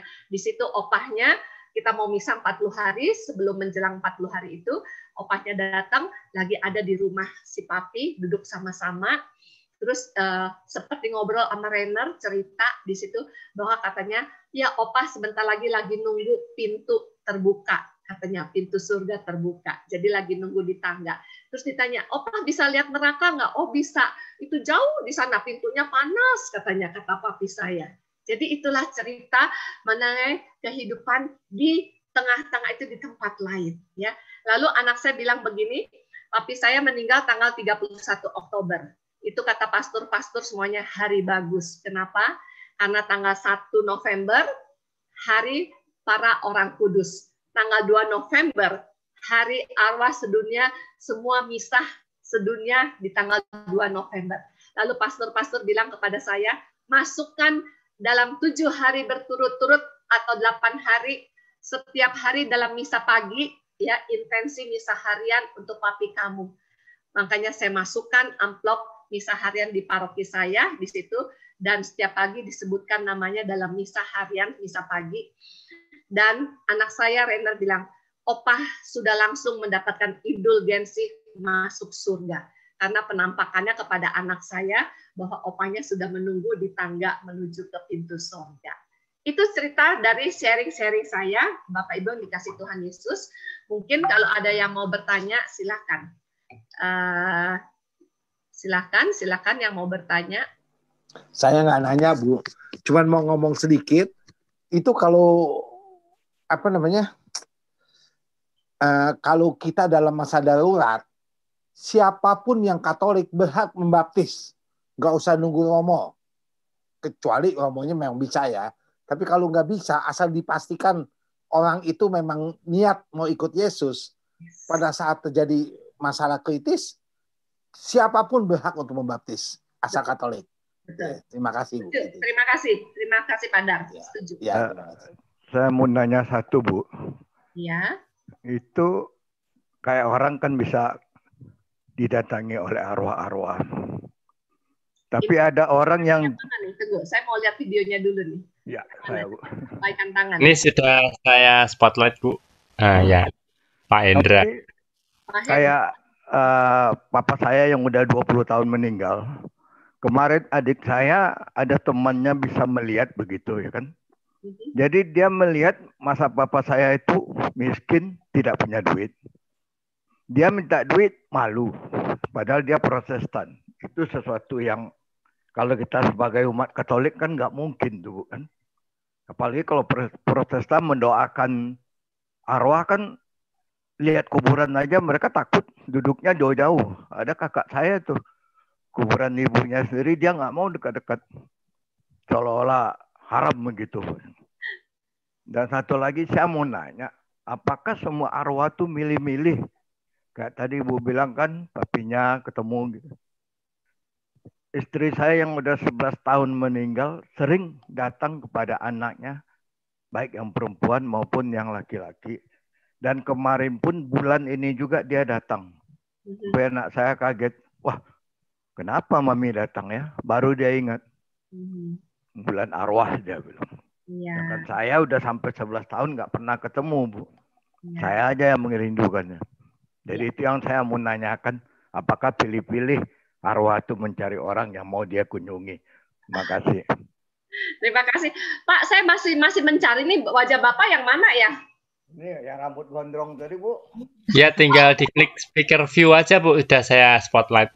Iya. Yang Ibu bilang cewek tadi. Oh iya, Pak Hendra ya? Iya, betul, Bu. Oke. Sebenarnya saya juga bilang waktu papi saya ya, kenapa kok nggak datang ke saya mimpinya gitu ya. Terus suami saya pun, Pak Boy, mimpinya hanya ke Rainer, nggak datang kepada saya. Saya sempat ngomong, Boy, lu kok nggak mimpin gue sih, Boy, gitu ya. Mungkin gini ya, dia tahu kalau saya ini tipenya cengeng ya, dia nggak mau saya menangis melulu kali, jadi dia datang ke anak saya yang lebih tough di situ ya. Oke, kayak papi saya juga tahu waktu saya nungguin papi saya kan, saya yang pegangin tangannya di pipi saya, nangis, saya air mata, terus tangan jari papi saya masih ingat, masih goyang-goyang di pipi saya seperti begini di saat-saat detik-detik terakhir ya, masih pegang-pegang pipi saya begini ya. Jadi sampai sadarnya itu papi saya juga masih mendengar di situ ya. Jadi bukan berarti pilih-pilih, tapi mungkin dia melihat siapa yang lebih tegar di situ di dalam keluarga. Terus satu hal, Pak, kalau masih didatengin mimpi, itu minta didoakan, ya, masukin di dalam wujud misa intensi. Nah, kalau kita masukin misa intensi, tadi kan dikatakan ada amal indulgensi, amalnya kita harus masukkan, kayak Yudas Makabe pun itu kan dia mengumpulkan semua emas-emas ya, dibakar persembahan mendoakan arwah-arwah prajurit yang meninggal. Jadi kita jangan, sering-sering umat kita banyak yang nggak tahu kalau saya katakan, oh lo memangnya mesti kasih duit ya begini-gini. Itu kan amal bakti kita, uang persembahan kita untuk arwah yang didoakan. Jadi jangan pelit isi amplop intensi dengan uang amal bakti kita untuk doa arwah ya.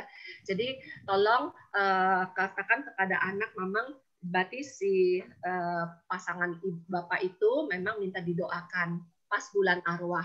Jadi kalau bisa didoakan dari tanggal 1 sampai tanggal 8 November setiap tahun. Itu akan mendapat pembebasan langsung ya. Jadi saya juga dulu waktu mami saya masih saya kecil itu sering saya dimimpi mami saya. Jadi saya waktu itu hanya bisa mengertinya, saya hanya bisa berdoa rosario. Jadi setiap kali saya mimpi, saya nangis, saya doa rosario. Tapi sekarang saya udah nggak pernah dimimpiin lagi. Sudah lama nggak pernah dimimpiin lagi sama orang tua saya. Dulu awal-awal waktu baru meninggal masih sering dimimpiin. Beberapa tahun-tahun terakhir, beberapa tahun itu masih sering dimimpiin. Rupanya mereka butuh didoakan di situ. Oke? kira-kira bisa menjawab? Ya, makasih Bu. Terima kasih Pak. Ya Bu, ada pertanyaan nih Bu. Oke. Ya, Bu, itu dari tadi kan ada arwah yang didoakan 7 hari berturut-turut. Minta didoakan 7 hari berturut-turut. Nah, itu apa berlaku ke semua arwah atau itu tergantung dari berat dosanya tiap arwah itu atau gimana Bu? Nah, kita kan nggak tahu dosa orang ya. Kita kan bukan Tuhan. Ya. Jadi setiap kali kita ingat, setiap kali di bulan November, kita khusus doakan mereka di situ. Terutama anggota keluarga kita yang dekat-dekat, apalagi kalau masih kita sering didatengin, mimpi, ya, itu mereka masih butuh doa di situ, ya. Nah, kalau indulgensi dari tanggal 1 sampai tanggal 7 atau tanggal 8 itu merupakan indulgensi dari Bapak Suci, doktrin dari Bapak Suci. Ya, jadi itu yang kita percaya dan kita imani. Nah, contohnya yang tadi penampakan itu pun juga dia mendoakan dalam 7 kali misa harian di situ. Ya. Ada pertanyaan dari YouTube juga. Apakah arwah akan selalu datang dalam mimpi, Bu? Yang ini tadi bilang penanda untuk minta didoakan.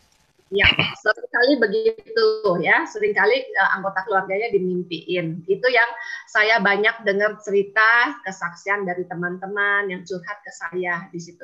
Contohnya ya itu tadi teman kantor saya, ya, teman kantor saya karena dia Kristen non Katolik. Memang kalau yang Kristen non Katolik semua pemimpin agamanya melarang mendoakan orang yang sudah meninggal. Nah, waktu saya mendoakan papinya Boy, ya, saat dia sudah koma, ada sepupunya Boy, sepupunya si Shirley juga, yang Kristen non-Katolik. Itu sempat ngomong di belakang saya, tapi pada saat itu nggak nyampe di saya. Nyampainya setelah beberapa tahun lewat, jadi atau beberapa hari lewat di situ, sepupunya ini mengatakan gini, ih, itu kan si Ace percuma doain si Om, kata gitu. Kan si Om udah nggak bisa dengar gini-gini, udah koma.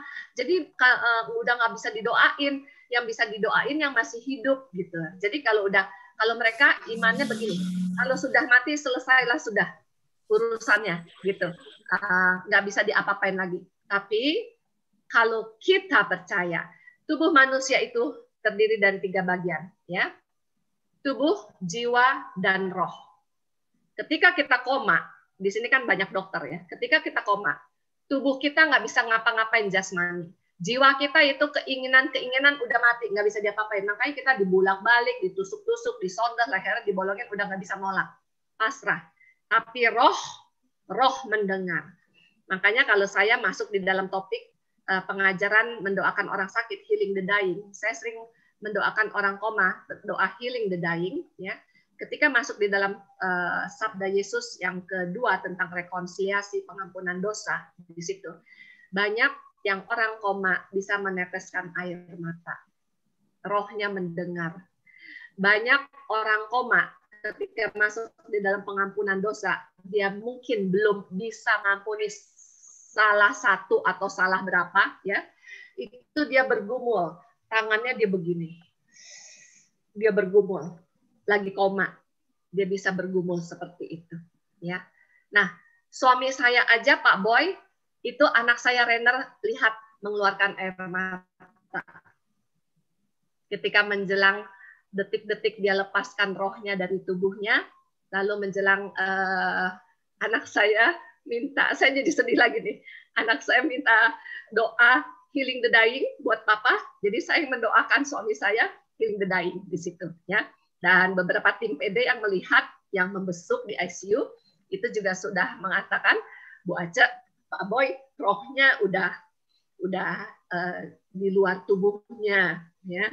Jadi lagi berdiri di samping Bu Ace, katanya gitu, ngeliatin istrinya di situ, ya. Jadi anak saya bilang, Mah, kita udah waktunya nih harus doain Papa healing the dying, doa penyerahan di situ. Nah, perpisahannya anak saya lihat papinya keluar air mata di situ. Ya, kira-kira itu. Ada lagi pertanyaan? Masih boleh, Bu? Boleh, kalau waktunya dari tim Satu saja. Izinkan saya oke aja. Ibu kalau apa itu anak-anak yang digugurkan, kemudian orang yang bunuh diri itu gimana ya Bu arwahnya? Nah, kalau anak yang digugurkan, ya itu perlu kita doakan. Terutama orang tuanya harus mohon pengampunan. Ya, jadi ada rekonsiliasi antara si orang tua yang menggugurkan anaknya. Jadi minta ampun. Katakan kepada si anak itu, ya kan pasti anaknya udah diberi nama baptis atau belum nggak tahu ya. Tapi kalau Katolik hendaknya diberilah nama baptis walaupun sudah digugurkan. Mohon pengampunan, masuk kamar pengakuan dosa juga, mohon pengakuan dosa. Nah kalau itu masalah digugurkan. Tapi kalau masalah bunuh diri ini pun terjadi pada sahabat kami, tim PD kami, ada yang mengalami anaknya loncat dari gedung Grand Indonesia beberapa tahun yang lalu dari lantai 10, ya walaupun dia udah jadi tim pelayan, ya di situ dia kecolongan.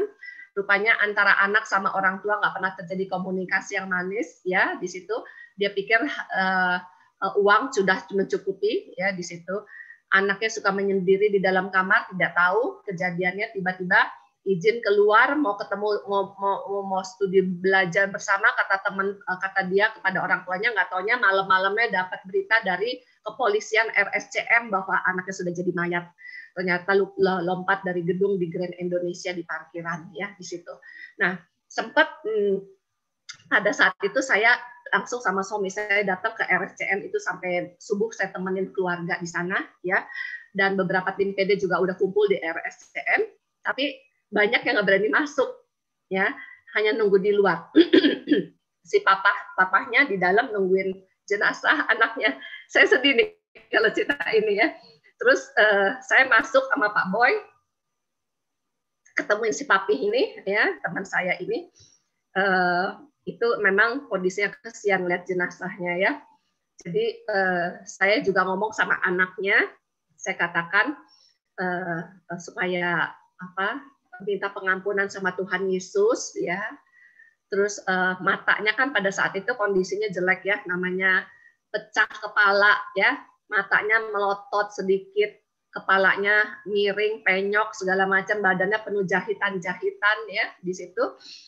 Tangannya juga tulangnya ada yang nyeplos gitu, ya, keluar gitu. Jadi saya katakan sama itu anak supaya matanya bisa ditutup. Saya ngajak ngomong sama arwahnya di situ. Mata kamu ditutup, ya, gitu.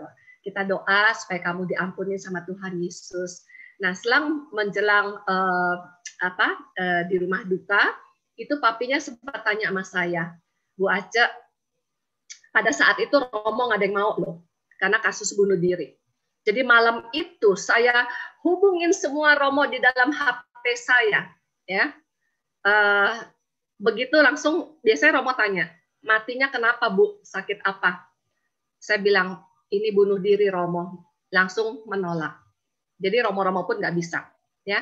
Rupanya mereka ada peraturannya kalau kasus mati bunuh diri tidak bisa memberikan misa atau doa atau apapun di situ, ya.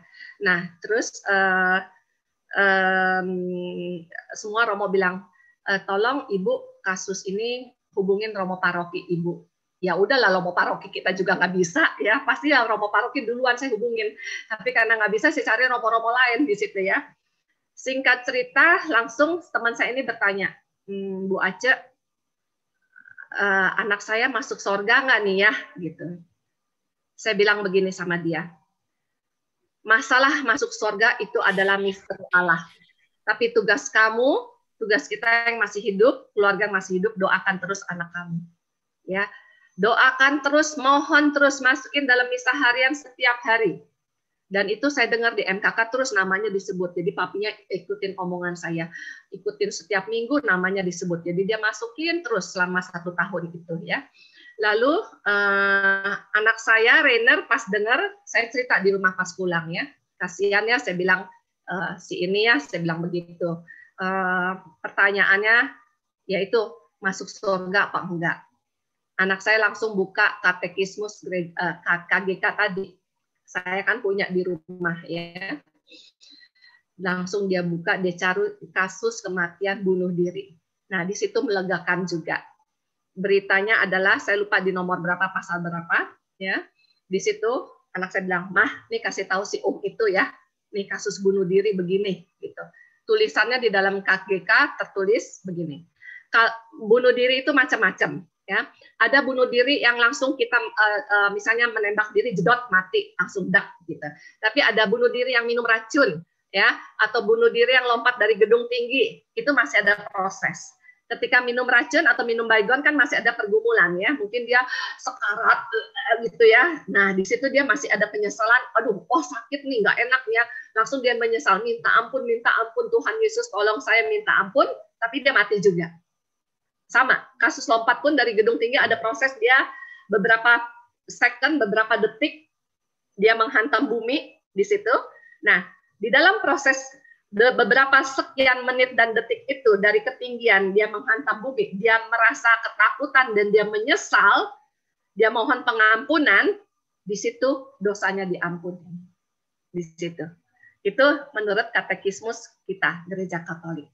Jadi saya katakan sama teman saya itu, semoga aja ketika dia lompat ini, dia menyesal dan dia minta pengampunan. Saya bilang gitu. Itu.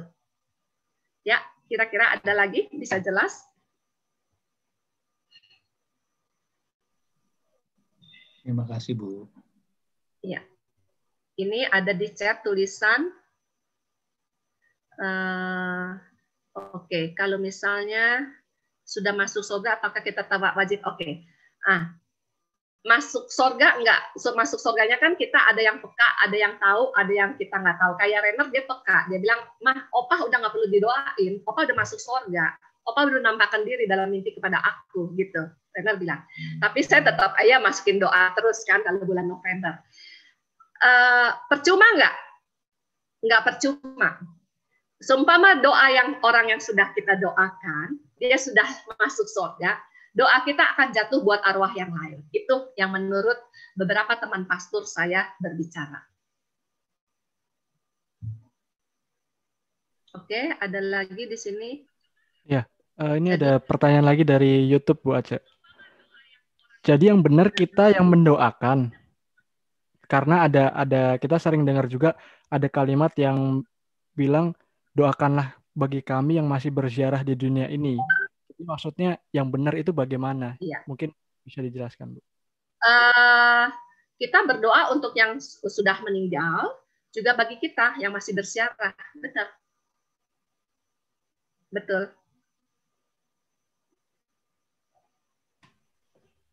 Cukup jelas? Bro Henry? Ya, jadi maksudnya dua-duanya betul kan kita doakan semua ya, Bu? Kalau iman Katolik kita mendoakan yang mati, juga kita meninggalkan yang hidup. Tapi kalau teman kita yang lain, dia katakan mendoakan yang mati sia-sia. Gitu. Makanya kalau doa penghiburan mereka hanya doanya buat yang hidup.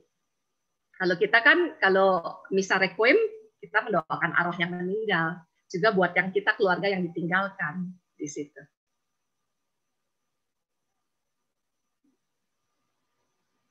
Saya sampai saat ini pun masih masukin intensi doa buat almarhum Boy setiap hari Minggu. Sampai 1 tahun lah saya nanti, pas 1 tahun suami saya tanggal 12 Desember. Oke, kalau sudah tidak ada pertanyaan,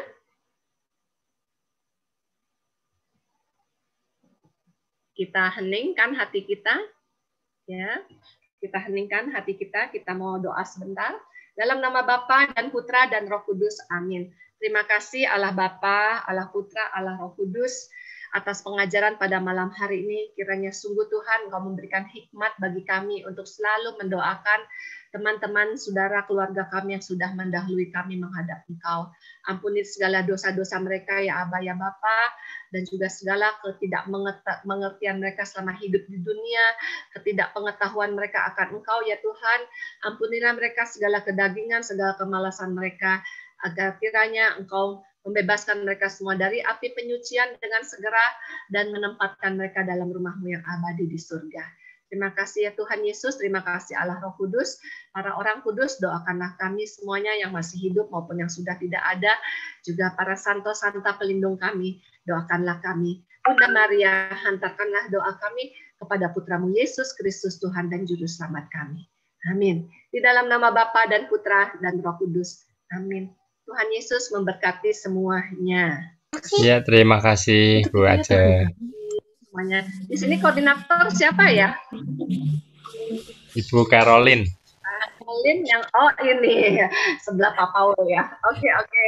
Terima kasih Bu Caroline. Oke. Terima kasih. Terima kasih semuanya yang udah setia semuanya. Nanti jangan lupa kita foto bareng sebelum bubar ya. Iya. Mau ya, silakan Bro Chris. Ya, terima kasih. Terima kasih Ibu Ace atas pengajarannya luar biasa. Jadi kita tahu apa tentang kehidupan di setelah kehidupan gitu ya. Kehidupan lain setelah kehidupan kita di dunia. Luar biasa. Dan mungkin perlu digarisbawahi juga, seringkali memang kita umat Katolik itu sering salah menamakan purgatorium itu api penyucian. Apa tadi? Tempat cuci. Iya gitu. Harusnya kan api penyucian ya Bu ya. Iya. Penyucian. Iya, seperti itu. Terima kasih. Dan ternyata juga Gereja Katolik punya banyak ajaran-ajaran dari KGK tadi ya Bu, yang tentang purgatorium itu sendiri. Iya. Terima kasih sekali lagi Bu Ace. Untuk selanjutnya saya akan bacakan beberapa pengumuman.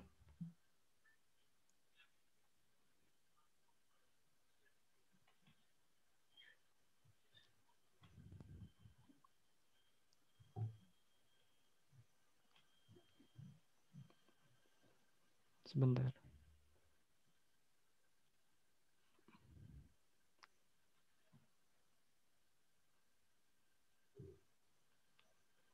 Apakah sudah kelihatan di layar? Belum digedein. Oh, sebentar.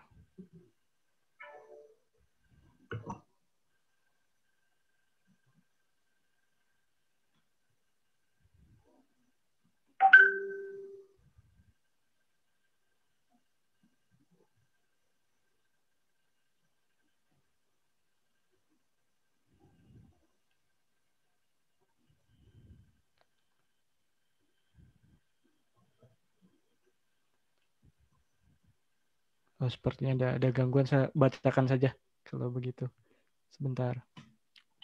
Untuk pengumuman yang pertama, seperti biasa di tanggal 2 Desember, kita masih ada persekutuan doa bersama. Oh, sorry. Tanggal 25 November 2020, kita masih akan bertemu di PD Online, tapi dalam bentuk perayaan ulang tahun Elizabeth Ministry yang ke-39 nanti bersama dengan Monsignor Antonius Subianto Bunjamin OSC. Dan untuk selanjutnya masih bertemu di PD tanggal 2 Desember dengan tema Berani Karena Benar. Firman akan dibawakan oleh Ibu Adeline Riyadi dari komunitas Santo Thomas. Demikian pengumuman yang bisa disampaikan. Untuk selanjutnya, sebentar. Bagi Bapak Ibu dan saudara-saudara semua yang ingin memberikan sedikit berkatnya untuk kelangsungan PD kita dan untuk kebersamaan kita selanjutnya, bisa dikirimkan melalui rekening atas nama Riani Hapsari Nawawi Dokter atau Dokter Yani di nomor rekeningnya 8760603636. Itu saja. Terima kasih. Selanjutnya saya kembalikan ke Pak Nandi.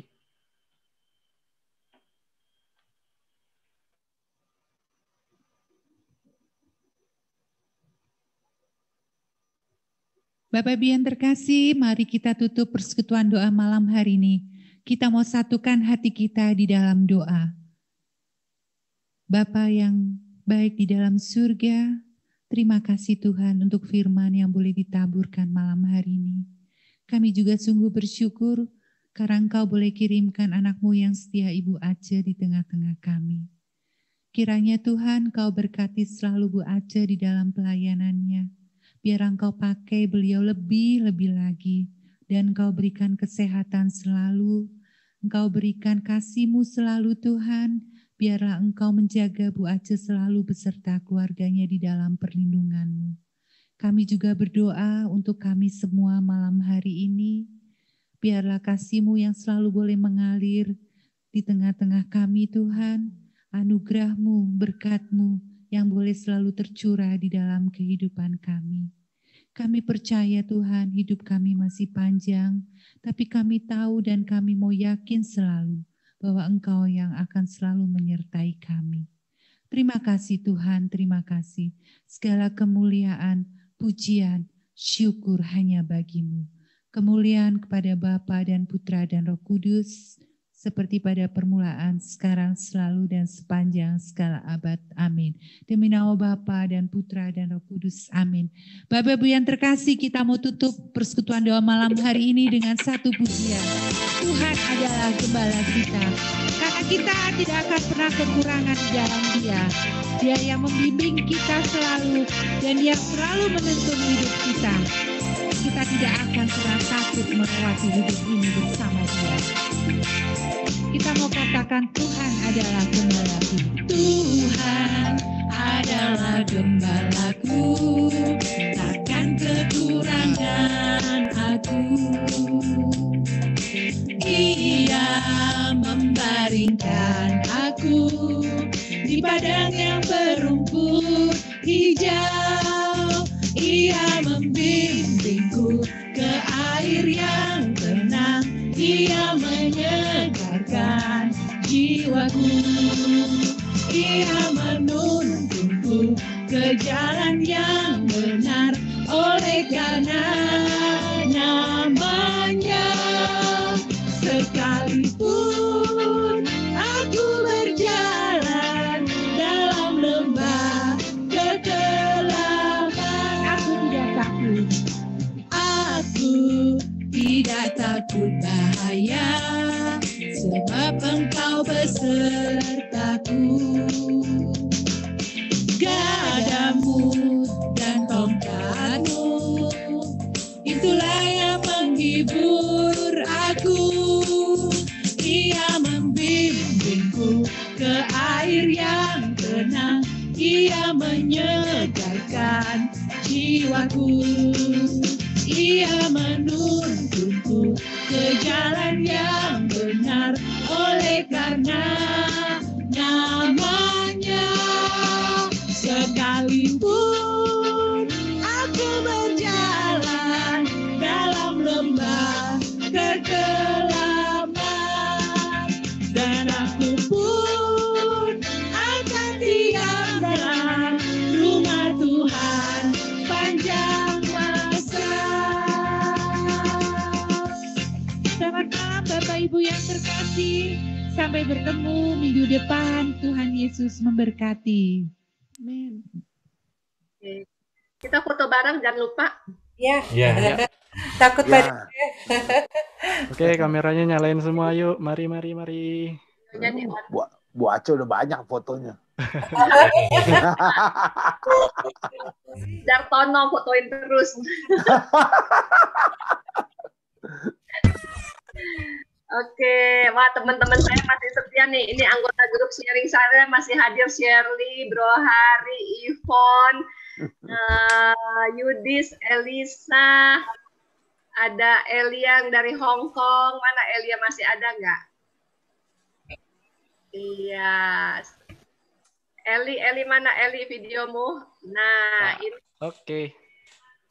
ini ketua TKI. Halo, selamat malam semuanya. Selamat malam. Ini ketua para TKI Katolik di sana nih. Oh, Kalau Yuk, ke kita Hong foto Kong, dulu. kabari kami ya. oh pasti. Mampir ke komunitas kami di KOSWB di Katolik, di pusat dekatnya KJRI. Oh, Gerejanya di St. Paul ya. St. Paul. Sip. Thank you. Iya. Oke, Nah, kita foto. Sri Siap. boleh tuh kalau lagi ke Hongkong sih. Ya, boleh. Foto dulu yuk, Boleh. foto. Foto yuk, foto. Satu, ayo kameranya 1, 2, 3. Sekali lagi. 1, 2, 3. Oke. Sebentar, ada halaman 2. Halaman 2, sebentar. Halaman 2 siap. 1, 2, 3. Sekali lagi 1, 2, 3. Oke. Terima kasih Krisnanto. Oke, Sama-sama. makasih.